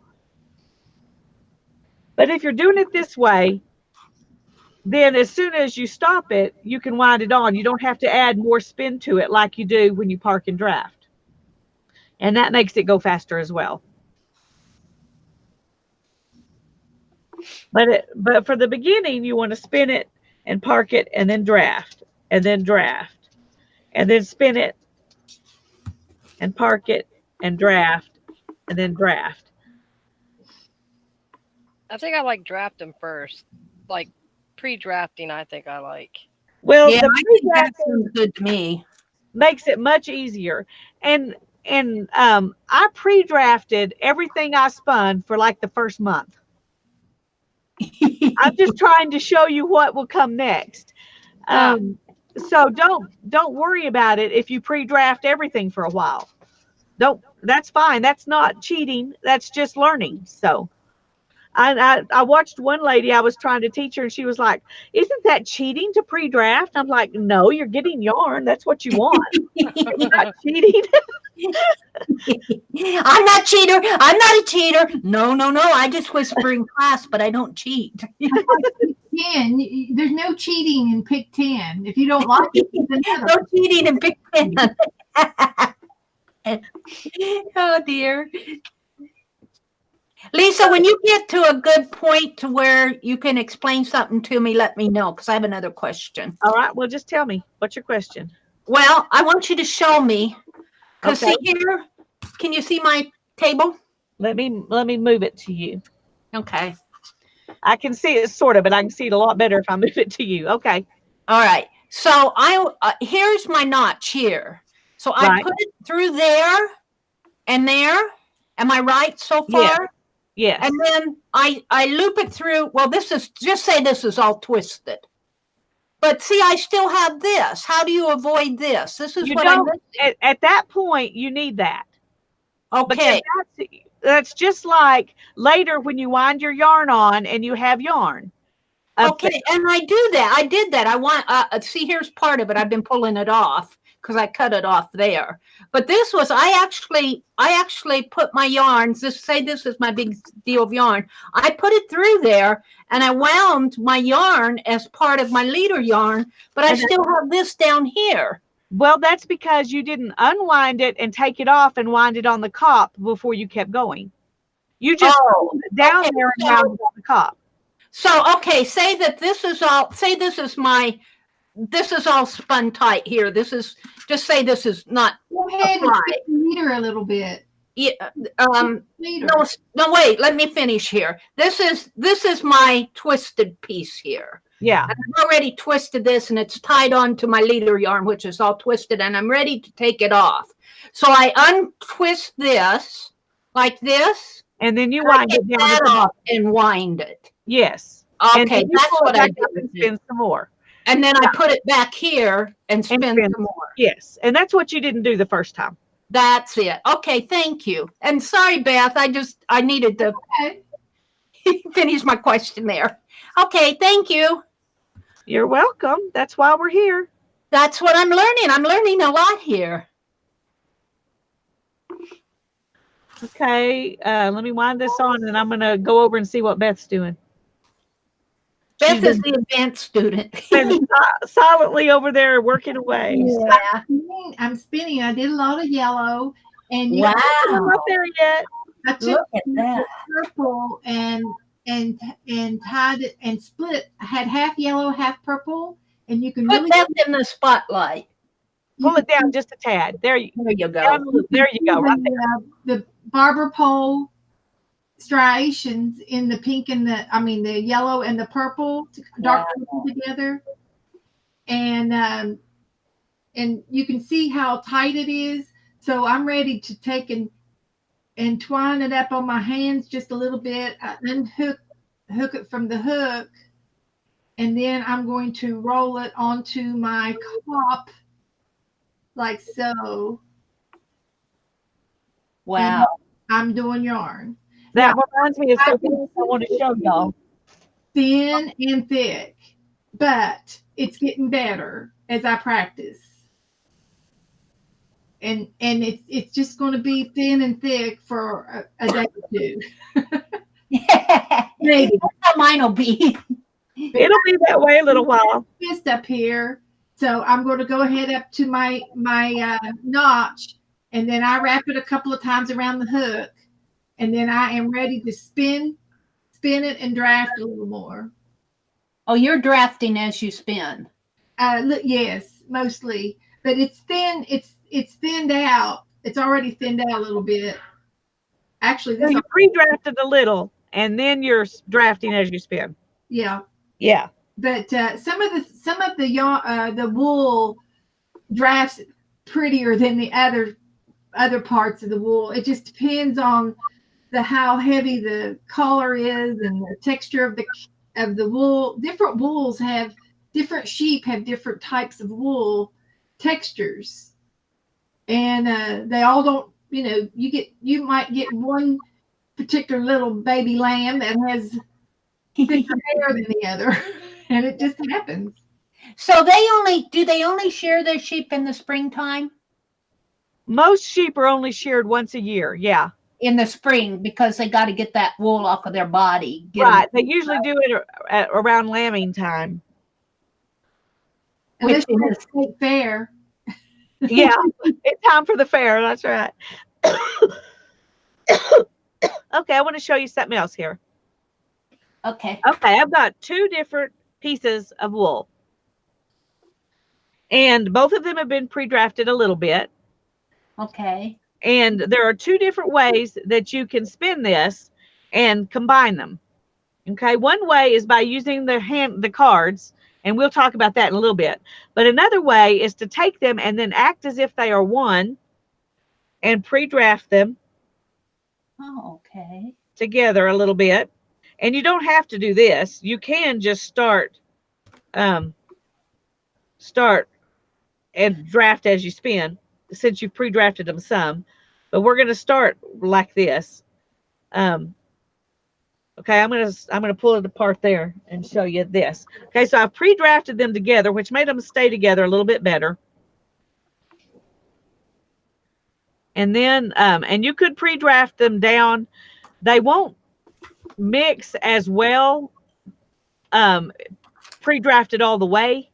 So you'll have to probably do some drafting as you spin, but and you just overlay your fluffy end into this, and then you spin and you let it attach itself.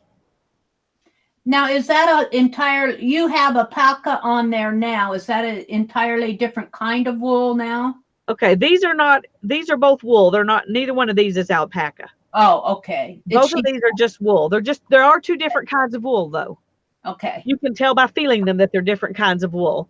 The Okay. brown is a merino, and the pink is a Corriedale, I think, Okay. or a blue face Leicester, one or the other. They're a Okay. lot. I'm not good at telling those two apart. Okay. Okay, I don't expect you to be good. I'm just asking. and then we're gonna just spin, and draft them together. Wow. Oh, look, you're just letting your spindle just do its thing down at, yeah. Yeah, I and you'll was get to spinning where you mine. can do that. But Oh, see, I don't know if you can see it. It's barber pole there, the whole thing. Uh-huh. Let's Yeah, pull I it see. back on itself and see what it'll look like. Like a barber pole, like a kind of like a variegated wool. Yes. And so if you want to have a look like that, you can spin it just like this and make that. Very cool. Let me wind this on. And now, do you know anything about, like, the yarn that I bought that I'm making my scarf out of is silk and bamboo? How would they ever spin bamboo? Do they prepare all that with a bamboo is, I think it's processed where it's like extruded. yeah. And it is a natural fiber, but it is processed a lot to get to the place where you can spin it. But you can spin it with wool, you can spin it with silk. I have some, and it looks a lot like silk. It feels a lot like silk. It's very slick and is it in long strings, or like is it more like a wool that you have to pre-draft? It'll be in long things like the wool. It's just not as they're not usually as fat. Okay. And you will have to pre-draft it or draft it. Yeah. Really? But very interesting. You can do that. And there's something called tencel, which is another kind of fiber that you can mix. You can mix all kinds of fibers. Spell that word, Lisa. What was that again? Spell it for me. Tencel, tencel.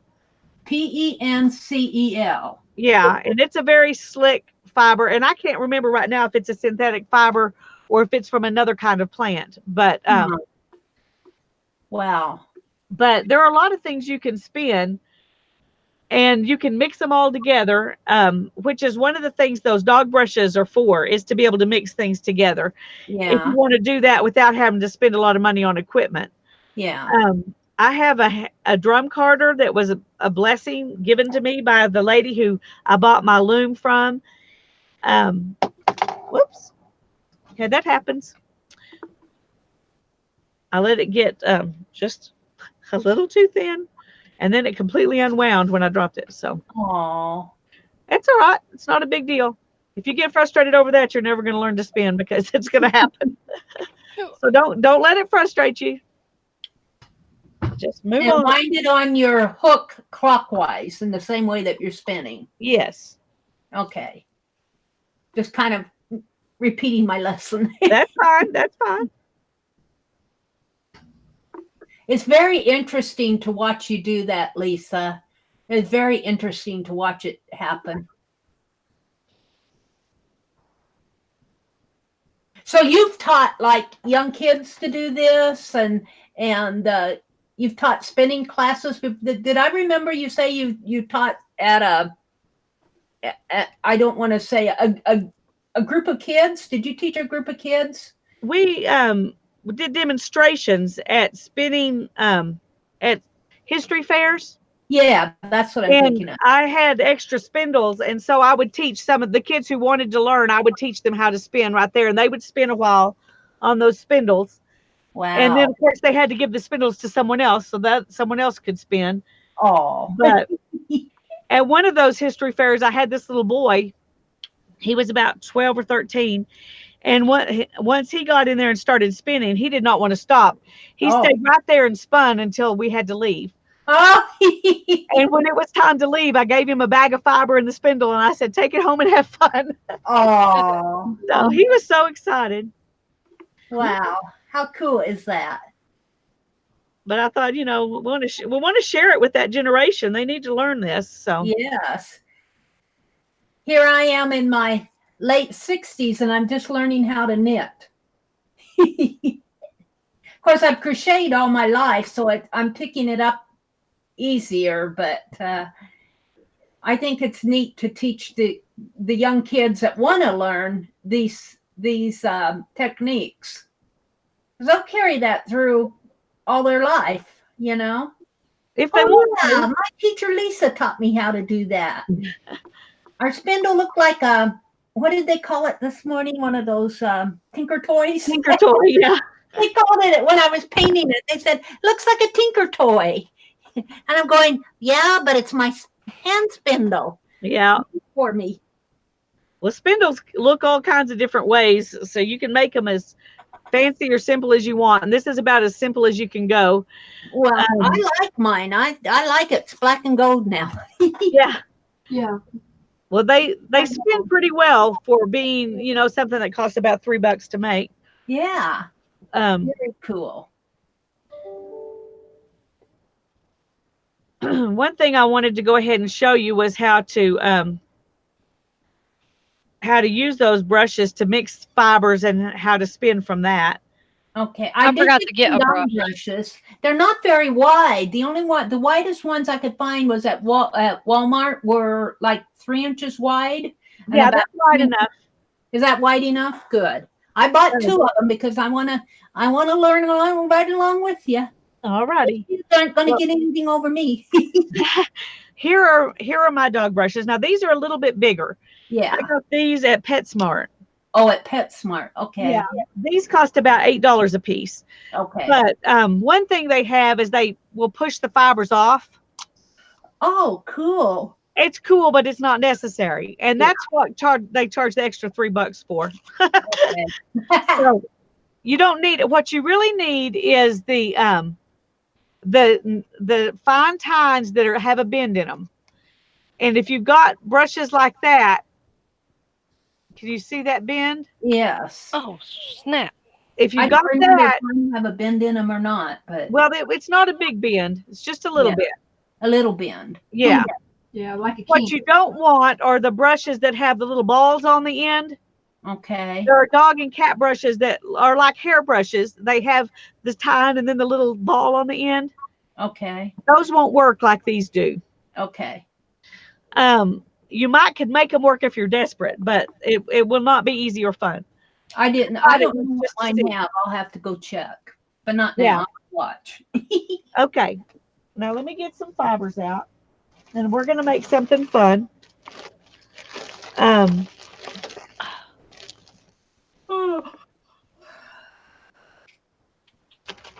right, somebody just yawned. I heard it. That was Mary. Yeah, I'm tired. I was up at 4 o'clock this morning. Oh, that's about what time I went to bed. Swing this morning and talked to my YouTubers. Then I decided I planted all those planters on my porch. I planted all those planters until I ran out of dirt. But that tired me out. I love gardening. Yeah. You got to do it while the sun's shining. If it rains, then you've lost 3 or 4 days, or at least 2 days. Yeah. I planted some, I started some teddy bear sunflowers in some cups. Ooh. And they're about 2 foot tall already. Oh, really? And you better get those transplanted. Yeah, I haven't even, it's only been like 4 weeks. Yeah. So, what part of the country do you live in? I live in Fort Wayne, Indiana, but those are actually, I'm taking those sunflowers down to Mary Forrester when we go visit her in 3 weeks. Oh, okay. So they're in flower pots. They're the sunflowers. They don't get very tall. Oh, they're between 2 to 3 to 4 foot total. Okay. In height. It just depends. So yeah. They're real cute. They bush out and you get a lot of sunflowers on them. Yeah, they look like little puppy, big old dandelions is what I said they looked like. Yeah. Looks like Lisa's ready. Are you ready, Lisa? I'm ready. What I've got here is some of the wool that's just the fleece. And you've got some of this in your kit. And it's a fleece that I bought. And then I washed it. But that's all I've done to it. It's pretty. See the crimp in it? I'm looking for mine. Hang on. I got a park. Okay, go ahead. You can see the this is just the staple right here. This is Okay. what it is. And you can see it's crimpy and all of that. This is a Corriedale cross sheep. A Corriedale cross sheep. Yeah. Is that this one here? That means it was crossed with merino. Yes. That's it. Okay. Oh, it's crossed with a merino. Okay. I'll remember that, Lisa. Gonna be on the test, Mary. Any kind of wool you buy that says it's a Target Heat cross or a Blue Lassiter Oh, cross or I have to go. It's thundering really bad outside. no. I don't want to be on the computer. Yeah. Well, if Take you need care, to get off, Spanky. go ahead. Yeah, I'm gonna hop up. I don't want to blow up the new computer, so We Okay. don't Well, want God you to bless do you. that. Stay safe. I will. I'll check back on the replay so I can Okay. go back and see what I'm missing. So All righty. Bye, That was good. Spanky. bye everybody. Thanks for having me. This is fun. I learned a lot. Like this I'm was so so much glad. fun. So Thank I you can't for wait till the next one. the show. Bye. Bye everybody. Bye-bye. Bye. Bye. Okay, so if you take this and you just grab, a little bit of it and pull, there's a staple. Okay. And you see, you can pull it pretty far, but it crimps up a lot smaller. That's the wonderful thing about wool. Now, the staple, is that the length that the sheep wool actually grows? Yes. Okay. And this is how long it is Okay. for this sheep. A Corriedale has a pretty nice long staple length. Okay. So what we're going to do is we're going to take some of this and we're just going to kind of loosen it up a little bit. Okay. Now you can do this and you can spin right from this if you Yeah. want to. Yeah. You won't get a smooth yarn, but it'll be fun and pretty. Oh, But we're gonna mess with it some. So we're gonna take it and we're just gonna load it on, and you load it onto the carder. We're gonna call these cards, even though they're dog brushes. okay. You load it on by putting it at this end and pulling it this direction. Okay.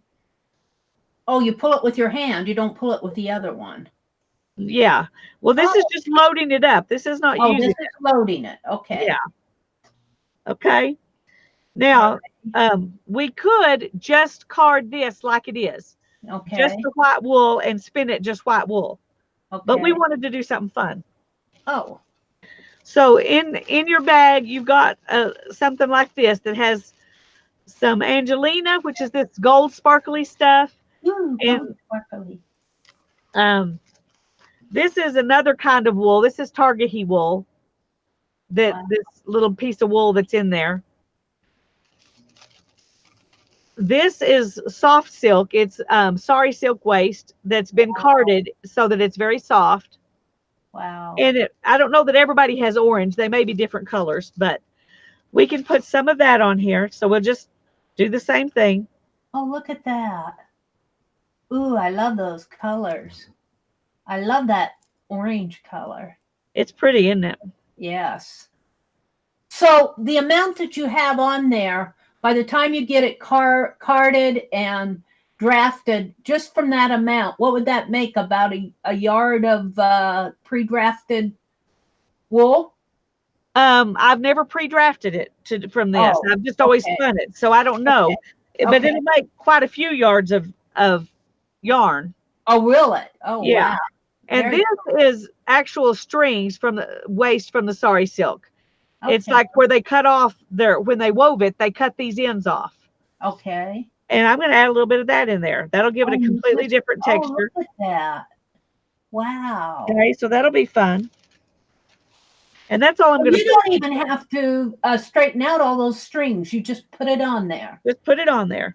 Wow. Isn't that interesting? And now I'm going to go ahead and add a little bit more white on top of that to help it stay put better. But you wouldn't absolutely have to. Now it's not sticking down in the tines very good. It's kind of sitting up on top, but that's okay. So then we're going to take this card and we're going to grab it and pull and grab it and pull. And all we're doing is pulling it from that one to this one. And you just do that over and over, and it'll blend as you do that more. The more you do it, the more it'll blend. You just do it until you're done doing it, huh? Until you decide you like it. Oh, wow. It depends on how blended you want it to be. Now with these little fibers, it's going to be hard to get them all off. So I'm going to go ahead and grab them like that. And then I'm going to go ahead and go over here. I'm not going to worry about cleaning it off each time while we're doing this. It's only at the Now, end. do you ever put more, like at this point, do you ever say, oh, I want more white wool or I want more red, and you can still add it in there? Or do you just use what you have on there until you're done? Well, you could if you have room. I don't think I could put more on here right now. I loaded it pretty full. Okay. But if you had more room, you could say, oh, that looks pretty thin over here. I'll add some right here. Okay. You know. Yeah. All right. And so you can see how it's already blending some. Yes, it's pretty. And so you just keep grabbing it and pulling, and pull all the way away. Because if you don't, you'll end up turning it back on itself, and that'll make a mess. Okay. So pull it away. Oh, I can't wait to see what dog brushes I got. I got the two that looked good to me, and now I'm wondering what ones I got. Oh, I bet they'll work. Hopefully they're the right ones. So here's this. I would probably return them if I haven't used them for anything. That's true. I got them at Walmart. Very cool. So there, and I'm going to go ahead and do a little bit more because I want to integrate it a little bit more. Okay. Now you see this? Yep. Now I'm going to take it and I'm going to knock it off with this brush. Okay. So it came off of here. And it's still kind of loose up on top here. Okay. Okay. So you've got this preparation. I want to touch it. Yeah. It's very soft and fluffy. You can put like a pencil in here and roll it up and make it tight and make it a pony. You can also put it down here and roll it and just keep rolling it a little bit till it sticks to itself. And there's a rolag. Now I know this is probably way ahead, but when I went to the thrift store, they still have some yarn from that yarn store that closed, and it's got beads and sequins in it. Is that done at spinning time, or do they thread all that on afterwards? That's done at spinning time. Wow. You can you thread, like you would take a piece of like I would probably just use sewing thread and put your sequins or your beads on the thread. Yeah. And then you spin the thread spin them right into your wool, or you can add it in when you're plying. Either way. You kind of do that when you're crocheting with beads. You kind of, I get it. I understand. Okay. Okay, so now we've got this, and so let's spin it. Yeah, I want to see.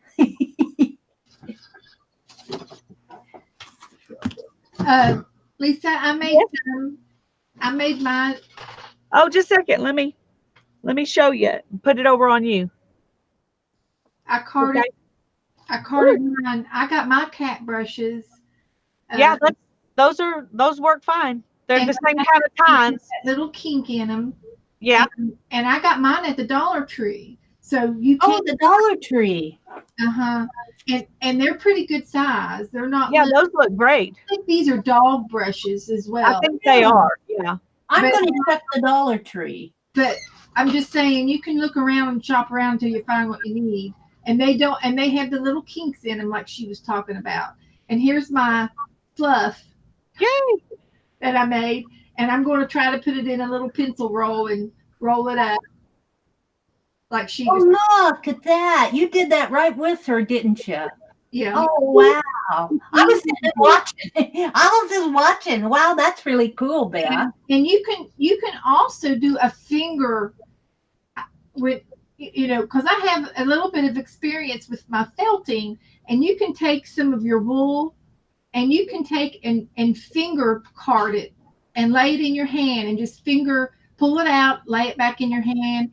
You pull it out and you lay it back in your hand. You call that finger carding. This is finger carding, and you can do this with your make your party burley, and it's kind of like a party. You're making a party yarn or party art yarn, and it's carnival. It's got lots of little bits and pieces of different.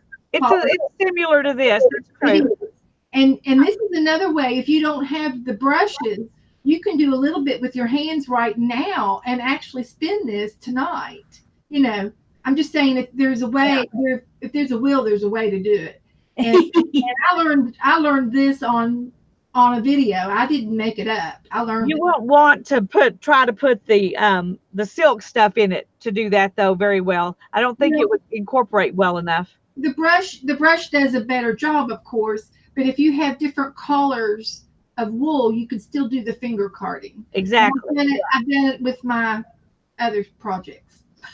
Susan Gerald says those cats don't like those brushes. Mine don't. It's too hard and scratchy. They like a regular hairbrush. Yeah, most cat brushes I've seen have those little balls on them. Those are the ones I didn't want you to get. Yeah. Okay. Now you're going to start this by just laying your wool, your fluff that's on your spindle over the top of it. Go ahead and switch back to you, Lisa. I did. Okay. Does that make sense? Just lay it on top. And then you're going to spin it and gather up some twist. And then you'll just...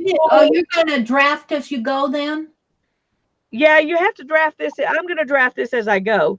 Okay. But I'm going to park it and then draft. Park it and then draft. Okay. Park it and then draft. That's the other term I had to get used to was parking. Park it. How do you park it? But you have to understand that I didn't watch all the videos, so. Yeah, well, you should have watched all the videos. I know. Mary was bad. Mary was bad. And you just keep doing that. And I can see your dog paws right up in the corner there. So cute. He's right there watching me. He's there watching it. And then you wind on and you just keep going. Now you can draft this out, pre-draft it if you want to. Yeah. But it's I don't think it's really necessary. If you're parking and drafting, I think you could do it. Yeah. And after you've done that for a while, then you can draft as you spin. Oh, and there's some of that red thread. And I'm amazed that you just took that thread. You said that came off of a end of a piece that they were weaving. Yeah, it's called sari silk. Yeah. Red thread. I'm trying to think what they call them. Like I think they call them thrums. Okay. And the thrums are the part of the warp that's attached to the loom. Yeah. And when you cut off your weaving, you've got these thrums left over. Wow. And I think that's what these are. And I think they actually call them thrums. And that's so interesting that you can make use. It's kind of like recyclable. Use it up. Exactly. That is so cool. Cubby. And you just add it right into your spin there. Yeah, and and the twist will hold them in place. Wow. They're still on. But not everybody can see that. Very cool.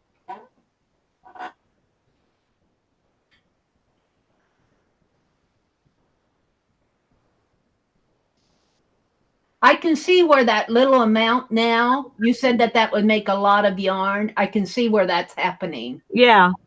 As you're spinning.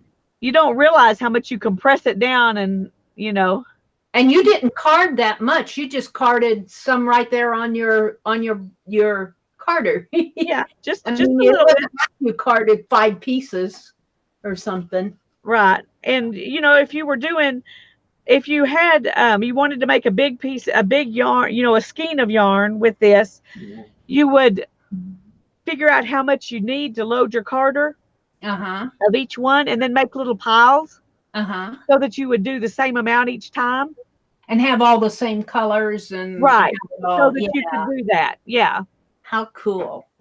Holly says she took drafting and she's parked, but she doesn't understand what that has to do with this. Wait a minute. I took drafting. I parked, but what's it? Holly. Yeah.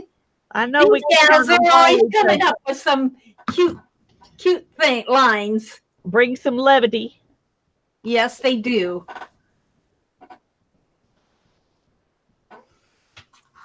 And I don't know if you can see. Yeah. Holly says she's just starting. It's confusing. She's just adding to the conversation here. Oh, Mark is here. Hi, Mark. Mr. Mark Mr. Tater Tot, we're glad you're here, Mark. We're spinning. Lisa's been doing a really good job, Lisa. I have so enjoyed this. Well, I'm glad, and I'm glad that you're learning, because I would hate to do all this and not be able to explain it well enough that it helps. Oh no, you're doing a great job.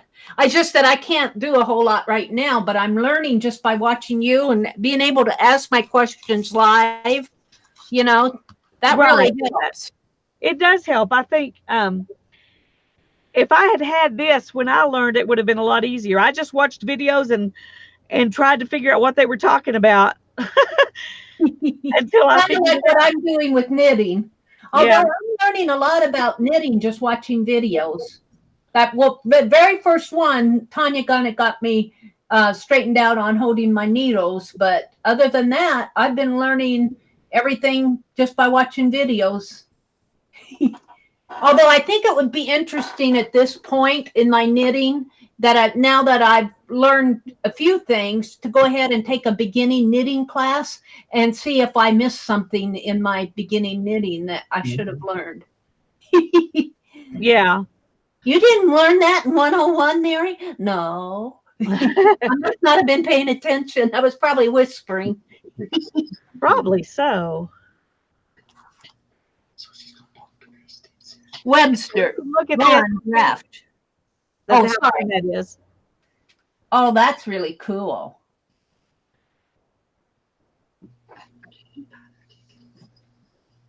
Susan's defining draft from Webster. The first definition is a beer. The second one is in yarn making. 3 is a slight breeze. 4 is induct into the military. 5 is draw plans. And 6 is a type of horse. Now, how does our 6th grade AI keep all that straight? The power of English language. It's pure memorization. Lisa, Joyce is asking, are your sandals Crocs? I like them.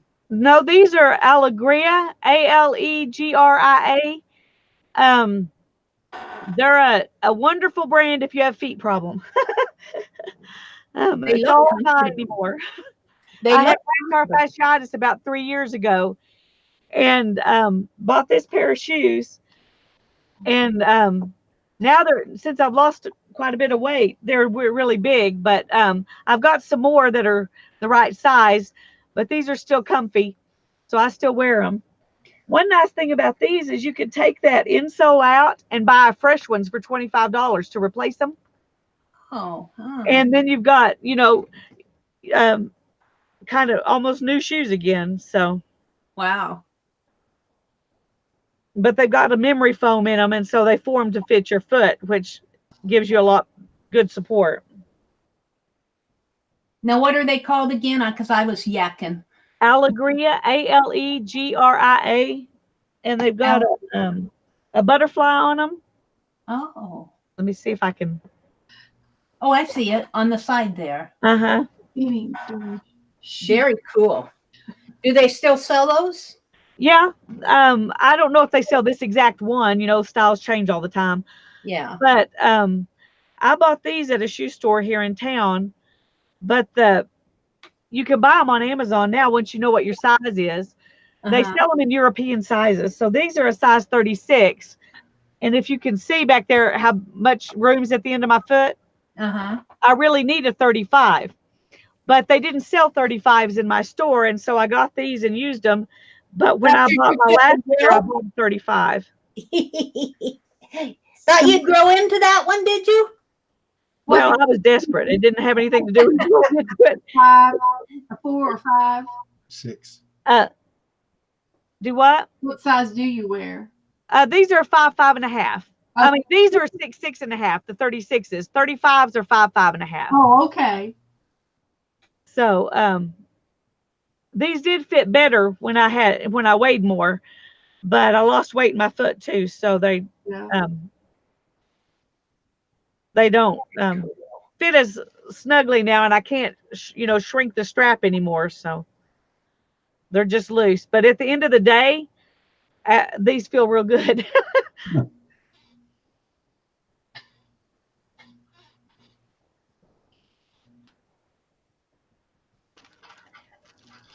So Yeah, you they have all showed us- kinds of cool stuff on them. you I'm showed not a us fancy person, but yeah. you shown us how to tie on the leader and spin the leader in. I got that all straight. And you showed us how to actually spin. I think I'm good with that. You shown us how to card. I haven't seen yet how to, and maybe that's where it's playing, how to remove it from the spindle. You Yeah. showed, yeah. If you get, that's what I was showing at the very beginning when I was taking it off and putting it on here, Oh, was how to take it off. okay. You showed us that first. Yeah, because I needed to empty my spindle. Okay. But when you're ready to take it off, Yeah. you can just take it and just wind a ball. Oh, okay. And then do another spindle full and wind a ball, and then use those two balls to ply. Oh, okay. And so if you do that, you would put, like, if you've got a couple of terracotta pots, put each ball on each side of you under a terracotta pot and pull the. Now, when you so you've stop got, a minute, hold a minute. When you put it through the pot, do you have to tie a knot in it when you roll it into a ball so it doesn't unspin, or does it hold on to itself? it'll hold on to itself good enough. Okay. I would leave it on the spindle for at least a day before you do that. And let the set kind of twist. I mean, kind of set. Let the twist set a little bit. Okay. And then roll it into a ball and let it sit for a few days. Okay. You can go ahead and apply it immediately, but if it sits longer, it won't kink up on you while you're trying to apply it as bad. Okay, so now you got them in the pots. You turn the pots upside down and pull the hole through the hole in the bottom, or you just pull it through the. Set the pot down over the ball and pull the yarn up through the hole in the bottom. Okay. Upside down pot. Okay. Yeah, the pot's upside down over the ball. Then how do you apply it? Then you've got your two pieces and you pull them up together, and then you spin counterclockwise and spin them together. Oh, so you spin them counterclockwise, both pieces. Apply it, just like your tassels things. Just like The videos. Yeah. Now I have to go buy some clean flower pots. They're not expensive. No. So now, how does that differ when you said you have two spindles? So you have two spindles with two different yarns. And so do you spin it counterclockwise on a third spindle? Yes. Wow. And if you do that, you have to have some kind of container that you can hold these spindles in. Yeah, like a big turn, to let the yarn come off. Yeah. Just a second, I'll show you if I can find one, what I used for that. Okay. And it was pretty easy, but to do it that way, you need 3 spindles. Okay. So if you spin, I said, these are so cheap, just make a few, Yeah. If you spin counterclockwise, do you want to ply clockwise? And when you spin clockwise, you want to ply counterclockwise. Exactly. Very cool. Yeah. Very cool. Hi, Miss Allie. I'm glad you're here. Hi, Tanya. I don't know if I said hi to you or not, but I'm glad you're here. Okay. I don't have somebody's baby. I don't have the right size, but if you've got something that has holes in it that's the right size to slide your spindle in, and of course the hole would have to be big enough. Yeah. Then you can put, your spindle in one side and out the other side. Oh, how cool. Okay, you could do it like this, except this is not big enough. Yeah. Okay? But like that. And then you have you're pulling your yarn off the spindle. It's spinning as you're pulling it off and thread and plying it onto a third one. That is very cool. And it works well, but you do need, if it's loose enough to turn here, you need to put something over this, like a big rubber band or something to keep it from falling out. Yeah. And the same thing on this side. So it'll stay in there and spin while you're unspinning it. Yeah. So, and that's something that, I'd be able to sit it in a jar, do what? like a short jelly jar, That would probably work. or test it anyway. Yeah, that would probably work if it doesn't topple over, you know. It's worth a try for sure. It'd be easier than trying to find the exact right container, which is what I did, and it took me a while to find one. Or something more heavy, yeah. I can't wait to put my first spun piece here in my journal. Well, you've got a piece right there. Yep. You can put in it. Yep. It wasn't plied the way that it should be, but it was plied. Yeah. It's still yarn at this point. Yep. I could probably crochet something with it, but no, I'm going to put it in my journal and document it. You could use it to tie a tag or something. Yeah. And then I'm going to, well, I tied a knot down here at the end, but I'm going to do it that way. I would take a piece of this roving and put there too, to say that. Now this was alpaca wool. Alpaca wool. That was alpaca.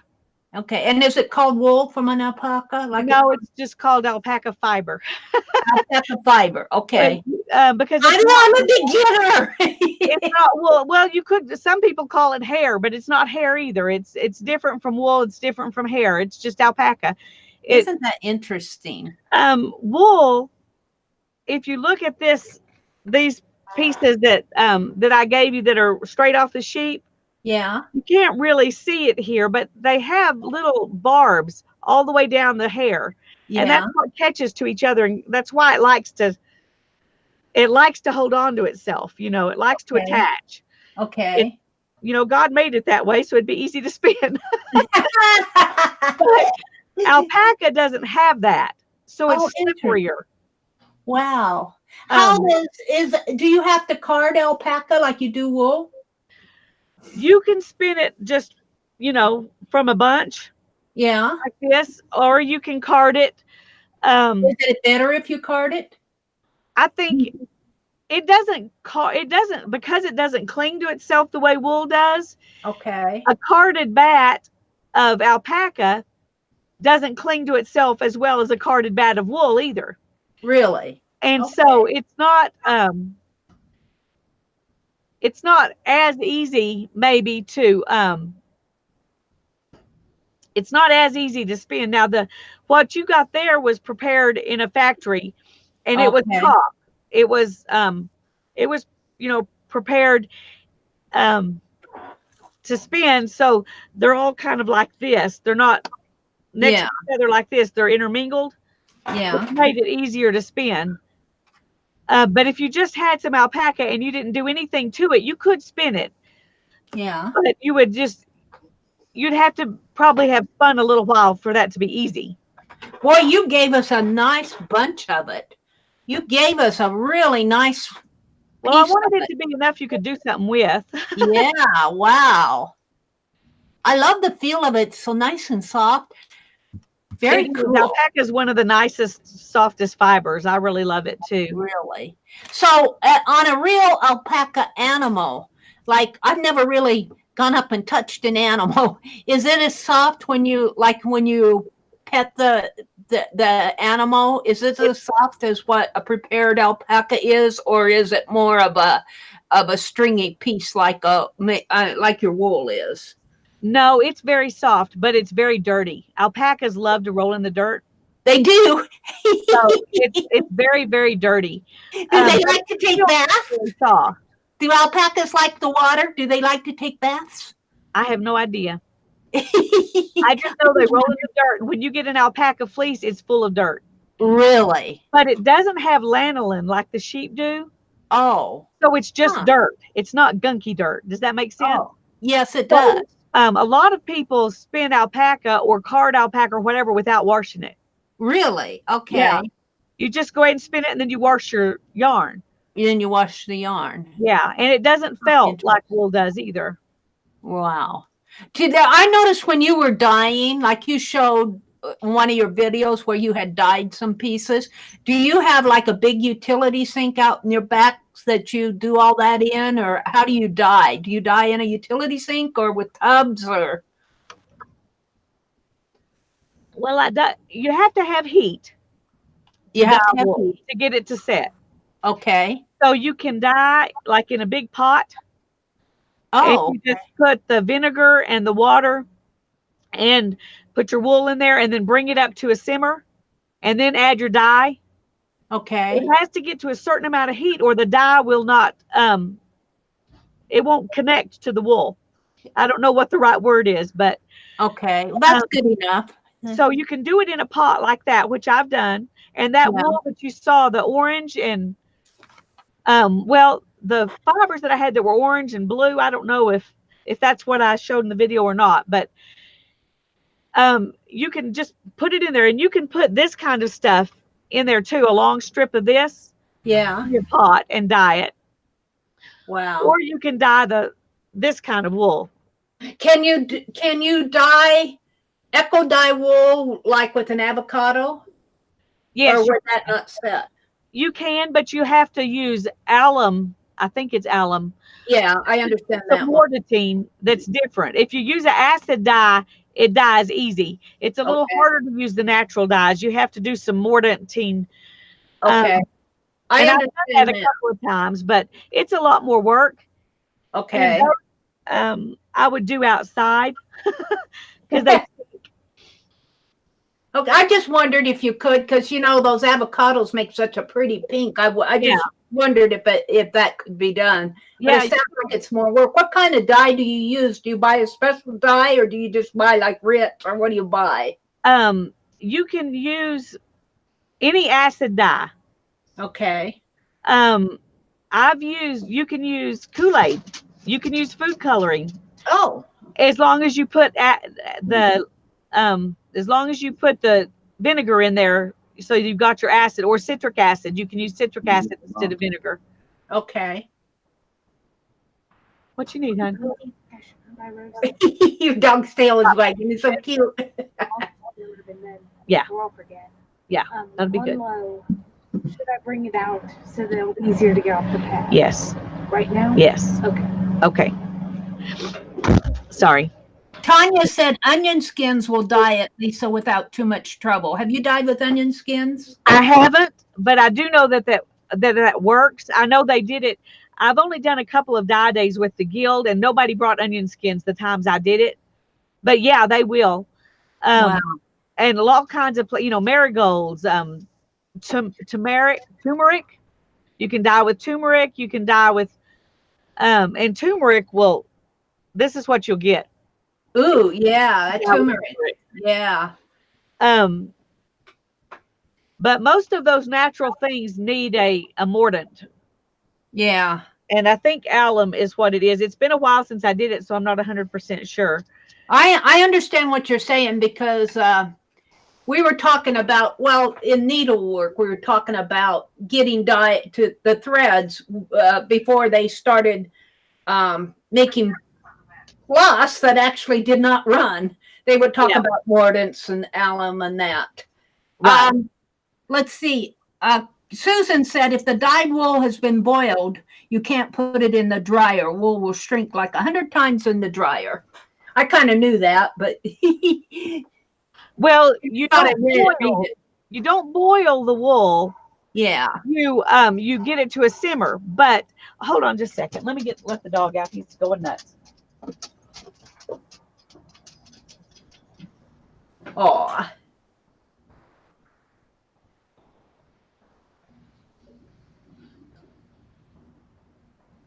Let's see what Carly had to leave. Good night, Carly. Maybe they were cold dye. Onion skins will dye. Carly says good night to Holly. Sort of an orange brown onion skins are. Okay, let me talk about the why you can't wash wool thing. Okay. When you dye wool, you do not agitate it. And you do not put soap in it. Okay, the soap, the agitation, and the heat all together will felt it. And Okay. when you wash something in the washing machine, you use soap and heat and agitation, And then you get felt. and then you get felt. So if you don't agitate your wool very much while it's dyeing, and you take it out and you rinse it carefully, but you don't shock it because that will also felt it. You take it out and put it in whatever temperature it was in the dye bath, in that temperature of water to rinse it. Then you can rinse it and then spin it out like in a spinner. But so when you dye wool, you either have to rinse it in equally hot water, or you have to let it sit in the dye bath and cool down Okay. until it's in cooler water, and then whatever temperature that water is, till you can handle it, and then you rinse it in that temperature water. How cool is that? So it's not. If I were going to do that, I'd probably try a handful. Yeah. Do a handful and test it to see what. And we got all those black walnuts out there. I'll bet black walnuts would make a nice brown dye. They would. They would, and your hands would be just as dark as your wool. Mary, your hands are black. My hands get so dirty anyway. One other way you can dye it, and I've done this, is if you've got this kind of top that you bought from the store, you pretty much have to buy it online. I don't know very many places that would carry it. I don't have any. There's no place in my town that carries it anyway. But you buy this, and it comes in a really, really long string, and you soak it in vinegar water, and then you rinse it out, but you don't squeeze it out. You want it to still be pretty wet. And you can lay it on top of like plastic wrap, and you want to make the plastic wrap wide enough that you got enough to roll it. But you can lay it on top of that, and then you can just spread your dye on it. Oh. And you can paint it. Oh, paint it. How cool. Let me get some of this out and show you. Now, what you're handing, did you say nobody in your town, is that wool right off of the sheep? No. Okay. This is wool top. Okay. This is prepared in a factory. Okay. Okay, so this was some of that. Okay, and I just laid it out and I sprinkled the dye on it or squirted it on it. And after you do that, then you roll it up. Now you have to make sure you've got vinegar in your dye, vinegar in your water that the wool's been soaking in. You roll it up in the plastic so it's sealed. And then you roll that up like in a donut or in a folded up like cinnamon rolls or something. And then you can put it in the microwave. Oh. And heat it until it gets really hot, like 2 minutes, and then turn it over and do it for 2 minutes, and turn it over and do it for 2 minutes, and turn it over and do it for 2 minutes. And then set it out and let it sit till it cools down completely. Does the heat set it then without? Yes. Interesting. The thing with that though is and it depends on what dye you use. If you're using food coloring or Kool-Aid, then you can use your microwave that you use at home. Yeah. If you're using the chemical dyes that you buy, then you would need a different microwave. Yeah. But I've done quite a bit like that, and I've used it, all those different things. But anyway, maybe I can do a video on that. It's harder to set up. I would have to use my phone and have Hannah recording it to do that. That's why we haven't done it yet. You're very knowledgeable on it, though. It's just so interesting to hear you talk about it. Well, it's a lot of fun. It's a lot of fun. I'm trying to see if there were any questions. Tanya was talking. Tanya said, "Yeah, Mary, the husk will make it dye nicely." I was thinking about that black walnut. Oh yeah, yeah. It'll dye. It'll dye good. I was trying to think other things we dyed. If you want a good red, you can dye. This probably was. You can dye with cochineal. Yes. And those are bugs, aren't they? Yeah, they're little bugs. They're little bugs. Ew, buggy dye. And you can dye with indigo. I want to dye with indigo. I've done it at one of the dye days. One of the girls brought indigo. Now, isn't indigo more expensive? Isn't indigo more expensive? It's very expensive, and it is very picky. So you have to go. They give you very detailed instructions, and you have to do it just right. You know, you have If to I stir it remember just right, temperature and all of that. if I remember right, when I was doing my mind map on the color blue, indigo is only found in one part of the world, and I think it's someplace over in India. I can't Yeah, remember. I think you're right about that. But And that's that's one why reason. it's so expensive. That's one reason it's so expensive. Yeah. Holly says, Lisa, what have you made using the wool you've done? I haven't made anything with it. I have a whole tub full of yarn. I want to weave a ruana with it, but I haven't done that yet. I've just been petting it and taking it to show people and all of that. I've just spin it because I love to spin. What do But you I want to do want to weave do with it? something with it. Huh? What do you want to weave with it? A ruana, Ruana. It's like a cape poncho kind of thing. Oh, cool. Oh, talking about ponchos. When I was a freshman in college, we went down to Mexico, and I got both one of my friends and I. She got an orange poncho, and I got a pink one. And those things stunk. Those were wool. You get wet, and I wore that 3 or 4 years. You know, back in the 70s. Those ponchos. Yeah. Now I want my poncho. It's wool. The one issue, Mary, is the yucky stuff that is in the dye bath. So it's best to prepare the dye bath and strain it before dyeing. Tanya's talking about. That is very true. And we did some with prickly pear. Oh. But it's got gunk in it too. What kind of a color did it make? It makes a kind of a lavender color. Oh, really? Unless you do it too long, then it turns brown. Yeah. But you have to kind of pickle it in the prickly pear. So you've got the gunk in there. Really? Now what are you pickling it with? The vinegar? I didn't actually do it. I just put some of my wool in and let her do it. But I can't remember exactly how she did it. Okay. But there are recipes online you could find real easy how to dye with prickly pear. You dye with the little red parts of it. You have to take the spines off and the kind of thing, what they make the jelly out of, that's what you use. Interesting. Very interesting. I have just so enjoyed this. Okay, let me see. Go to Beth and see what she's Beth, what so are far. you doing? Look at everything she's done. Yeah, she's spinning right away.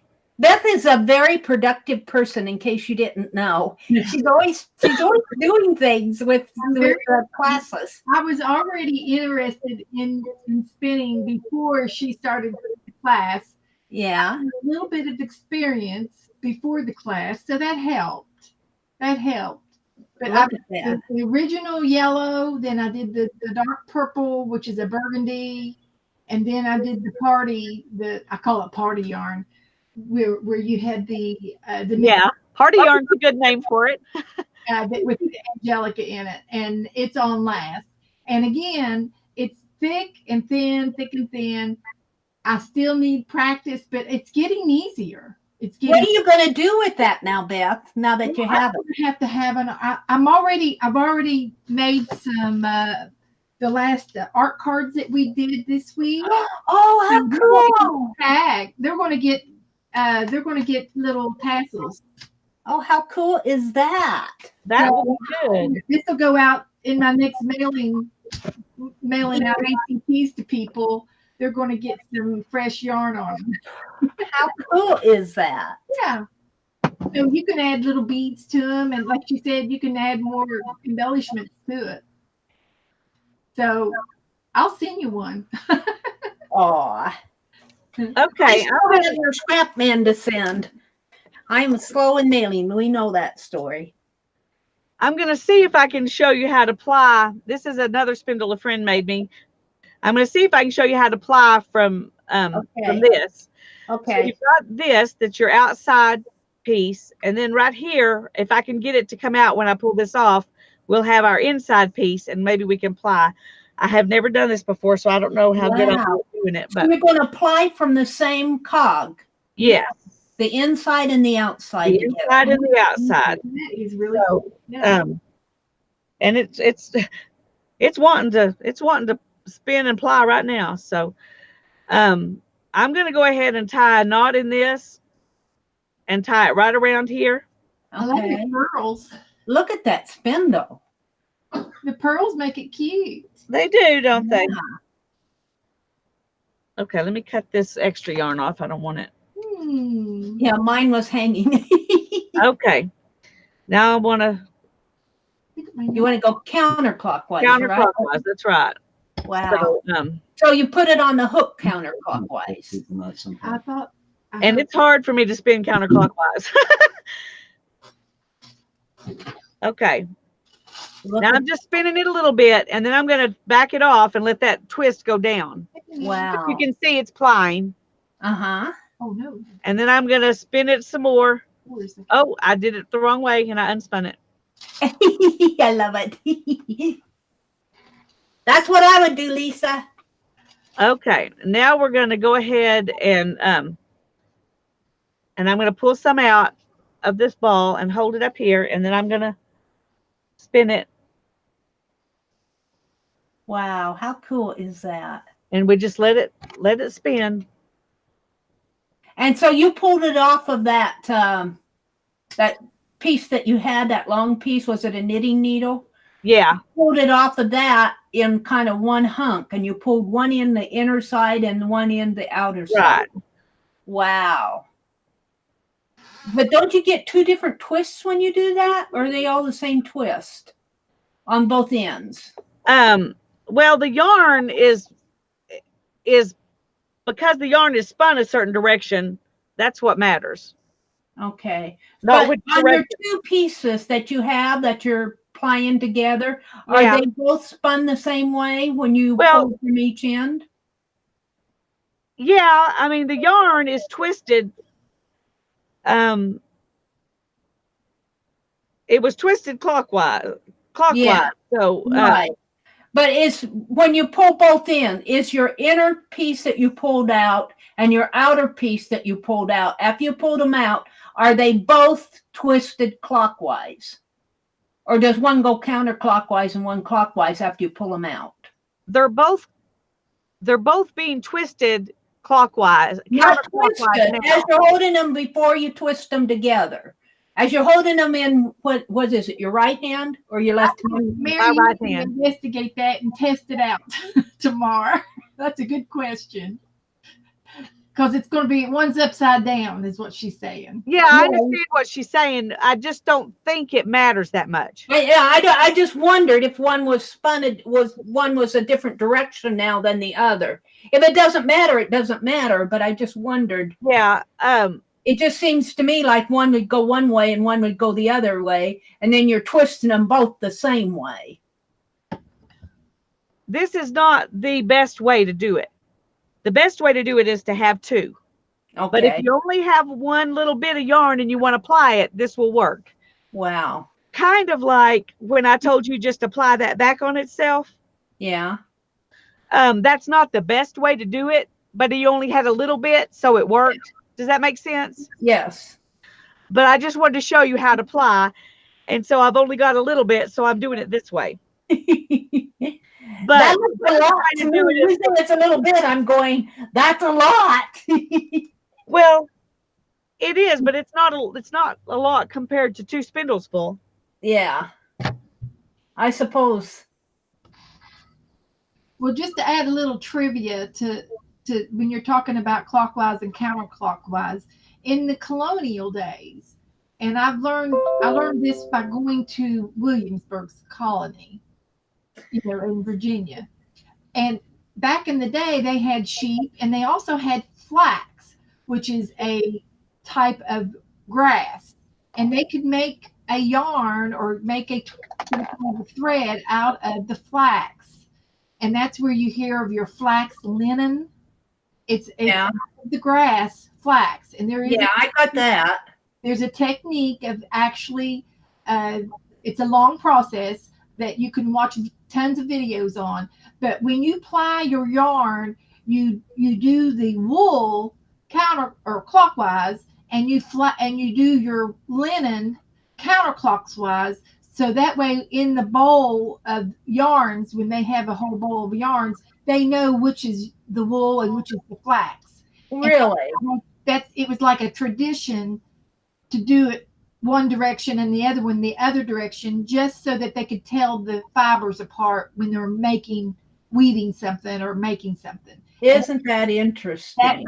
That whole village did it that way. Everybody did the same thing so that they would know what they had in their hands. Wow, that's But cool. if you hold those two fibers in your hands, Uh-huh. it's obvious the difference. Well, true, because I mean, I think that the tradition. I'm not saying the tradition's not there. I'm just saying I think you could tell anyway. you the softness against your skin, Yeah. yeah.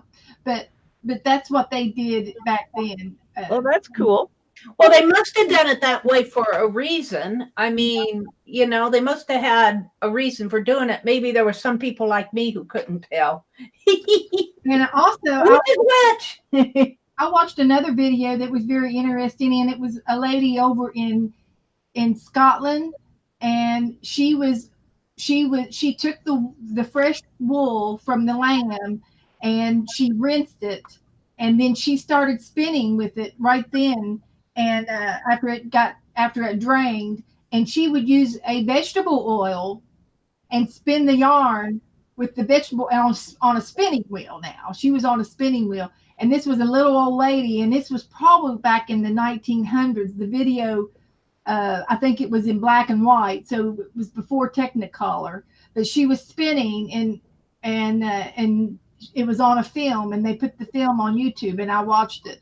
And they used to use an oil in it but sheep have a natural lanolin oil on the sheep wool, because that's why they stay dry in the wintertime. The rain hits that lanolin and it keeps them dry on the inside. So that's why they're able to withstand the weather and stay outside. A lot of the animals do have a natural oil. Like always hear about the story of the duck rolling off the duck's back, Well, that's because they have an oil on their skin that keeps them dry underneath. Yeah. Lisa, Susan asked, what is this called, Lisa? Plying? Sorry to interrupt you, but I wanted to. It's called plying. Plying.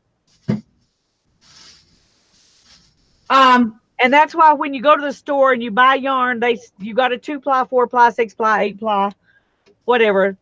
They're talking about how many strands are in it. Wow, it must be interesting to do a 3-ply or 4-ply.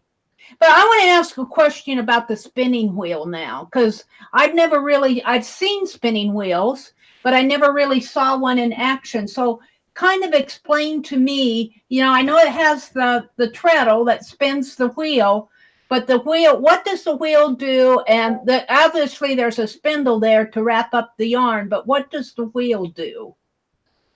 The wheel is your whirl. Oh, the wheel's the whirl. Okay. Yeah, that's what spins and keeps your spindle. And it's a flyer and a bobbin on a wheel, on most wheels. So you can have just a spindle on there too. There are some like that. Yeah. But most of them nowadays are flyer and bobbin. Wow. So actually it's just a great big hand spindle, kind of horizontal, sort of. Yeah, and the point of it is you can spin, your hands are free to draft. Oh, I see. Because you're spinning it with your feet. Yeah. Isn't that interesting? It makes it go a little faster. Yeah, how cool that is. And does it have the hook on it then too, like you have on your hand spindle off of the spinning wheel? It has a little No, just let me finish this and I'll bring mine around here and show you. Oh, I'd love to see that. Cool.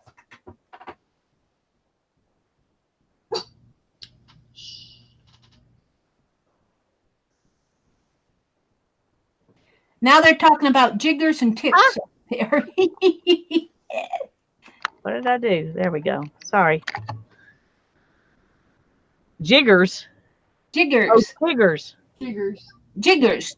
Oh, I had jiggers before. Those are horrible little bugs. Yeah, I don't like those either.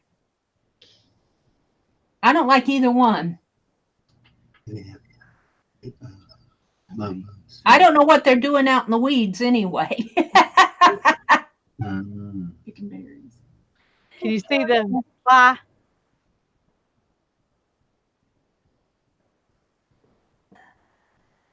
Oh, they're picking berries. We got wild blackberries coming up in the backyard. Cool. Very I guess cool. birds dropped the seeds. We get black walnuts, no berries. Our oh, why does the word escape me when I want to say it?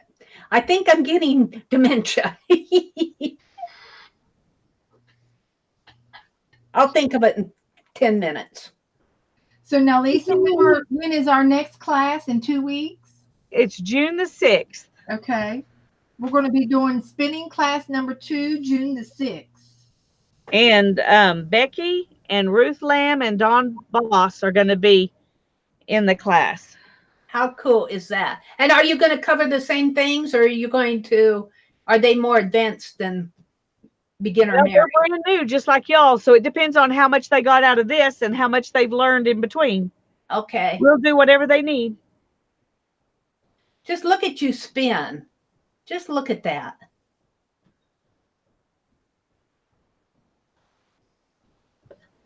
I'm going to have to get my beads out and decorate my top of my whirl. It does make it pretty, doesn't it? Yeah. I can't imagine being way back in the time when they had to make their own cloth and spin their own yarn and all that. I mean, now I can kind of see why ladies didn't go to school all day long. They were home spinning. Yeah. Well, and they spun on the way to church. They spun on the way to town to go to the store. They spun Really? out in the field. They spun every time they could, because it took a lot of spinning, hours and hours and hours of spinning to do, 1 yard of weaving. I'll bet. I'll bet.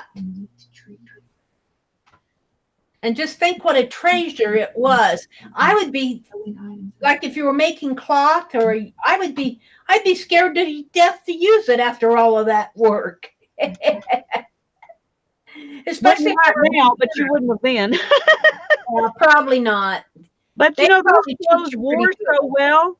That's why men inherited their dad's suits. Yeah. Because you don't throw anything away. Yeah. Interesting. Very interesting. Okay. I'm going to cut this off and stop it right here.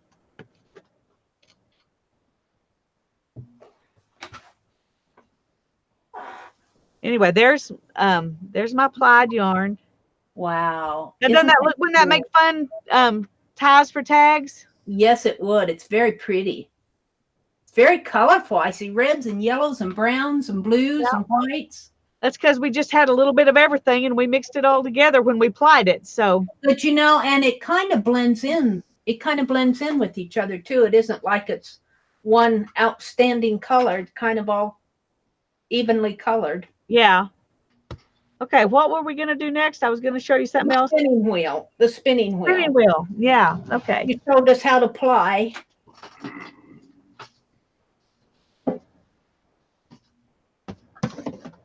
You probably showed us that before, but I may have not really seen everything. Okay.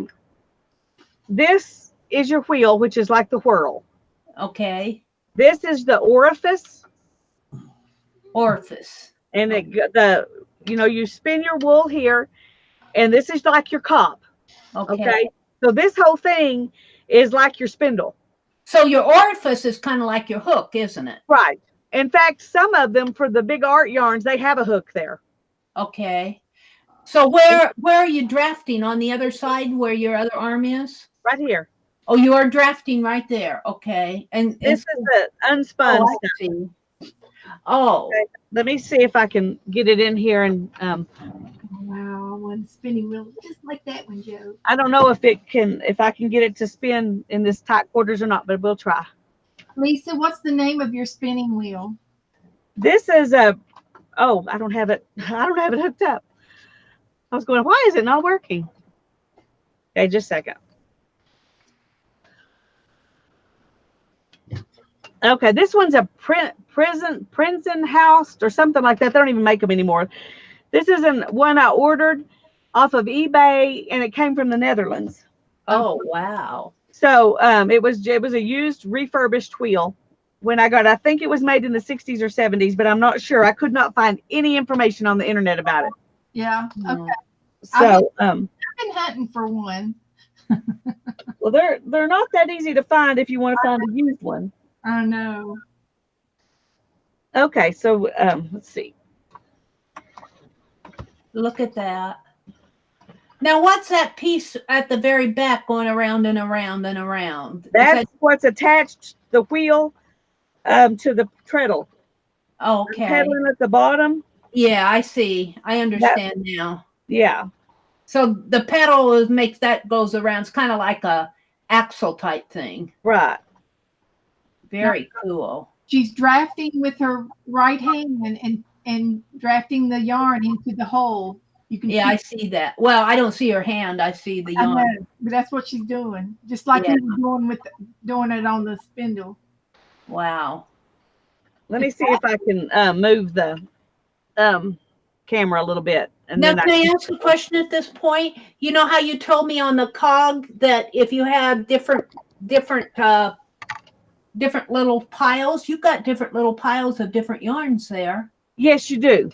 But you work them back and forth all the way along, trying to minimize that as much as you can. Oh, so you change your yarn when you get ready to go to another, like from your gray to white. You actually stop the gray and start the white. It just kind of worked out that way here, and this was just demonstration. Oh, okay. So this isn't something that in fact, I've got all kinds of stuff in here, so it's not something I'm spinning to use, but you spin from here, and then you move to here, and then you move to here, and here, and here, and that tries to keep it even across here. Okay. Now, because I was starting and stopping and stuff, I wound off a bunch of yarn to use as an example for something, and so this is really uneven right now because I took it all the way down to here, and then it didn't cut. I didn't go all the way across. So the way that you have that threaded, in there, that affects how it goes up and down the cop. Yes, that's why you go back and forth and go out to work all the way down. And isn't that interesting? Yeah. Okay, so it's a smooth one. Mm-hmm.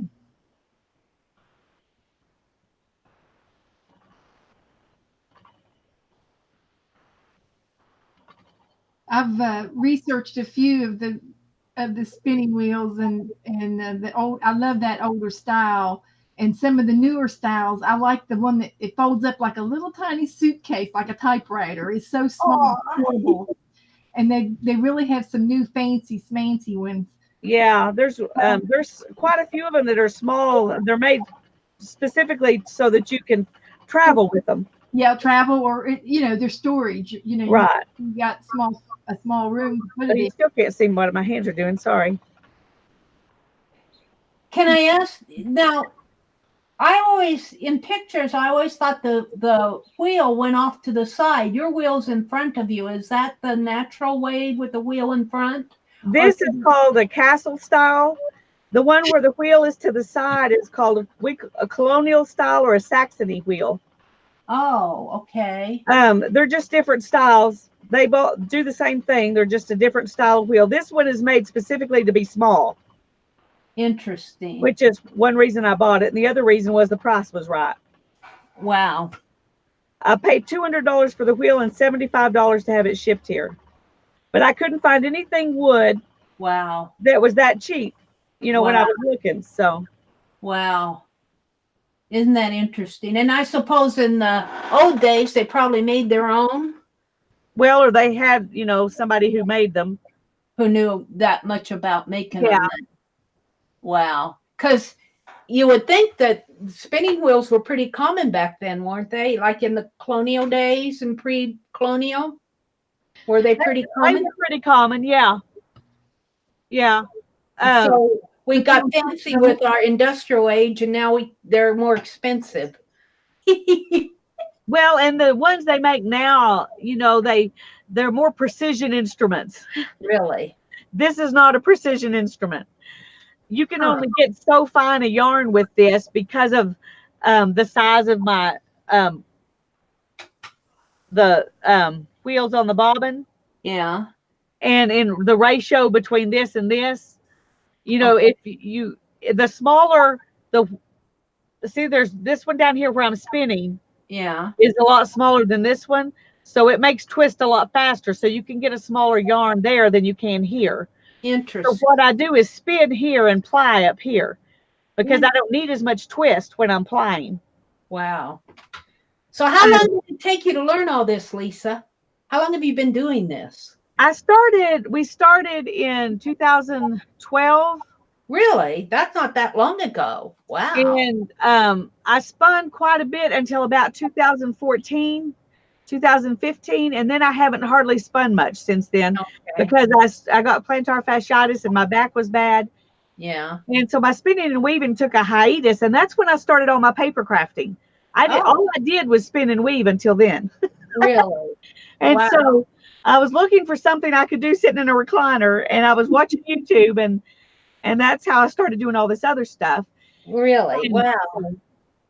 Well, it's a good skill to have. It's so interesting to watch you. Yeah, well, it's a lot of fun. It's a lot of fun, and it's relaxing once you get it, you learn how to do it. It's relaxing. At first, it's kind of like crocheting or knitting. It's not relaxing at first. Yeah. Because you're still learning and you're tense and you're trying to learn to relax. And but once you get used to it, then it can be pretty relaxing. So yeah. Susan says Lisa will keep you in blankets and shawls. I don't spend that much. I would like to spend more. I probably need to. I've spun, I'd say in the last 3 years, I spun Spinzilla twice, and that's where most of my yarn came from. For a week, you spin as much as possible, and you measure it and turn in your amount. So you're trying to spend as much as possible. So you take everything else off your menu, and all you do is spin for a week. And it was a blast. And I got better and better spinning doing that. Yeah. But the last 2 years I haven't done Spinzilla because it just hasn't been where I could take a week and just spin. But Aunt Beth said that she posted a picture of her spindle. She must have finished it. Cool. Very cool, Beck. Can't wait to see it. Well, do y'all have any more questions or anything? I think we could probably wrap it up if. Yeah, I think so. I just think this has been such a fun time. This has just been really informative, and you did a really great job. I can't wait to practice my spinning some more. I can't do it tonight, but. Is your hand feeling a little better? Yeah, they're feeling a little better, but I've been gardening and raking and hoeing, and I don't usually have a problem with them, but I've kind of overworked them in the last week. So yeah, I'm looking forward to doing more of this. I might have questions later. I'll just post them. That'll be fine. So what are you doing, Beth? I've moved the camera to you. I was trying to remember on our last, I think it was last night on Aunt Beck's Pick Dirty Dozen, the last prompt was to add fibers. Oh my. Well, here you go. I'm going to add some fibers. Good night, Ruth. Thank you for coming tonight. I'll see you next time. You'll get to be in the camera. I'm excited. Yeah. Good night, Ruth. She has a date with 3 beautiful girls, daughter and granddaughters, tomorrow. So very cool. She's going to go rest up for that. How fun is that? Thank you, Giovanna. Thank you, Joyce. Thanks, everybody. Be sure to Thanks, give Susan. Joyce, did I get a thank you? She got so nice, Lisa and Beth and Spanky. Joyce, does Mary get a thank you? Be sure to give I feel left out. Boo me. Lisa a thumbs up, guys. Lisa a thumbs up. Okay, well, we're gonna say goodnight. God bless you all. We'll see you on June the 6th at 6 o'clock, and we'll play some more. We'll see you in the Good night. See you Bye-bye. There she says. Thank you, Giovanna. See, you didn't get left out. Hi, River. I didn't see you. I'm so sorry. I'm glad you were here. See y'all tomorrow. Okay. Bye. I can't wait for the next class. Somewhere. Bye-bye, all. Good night.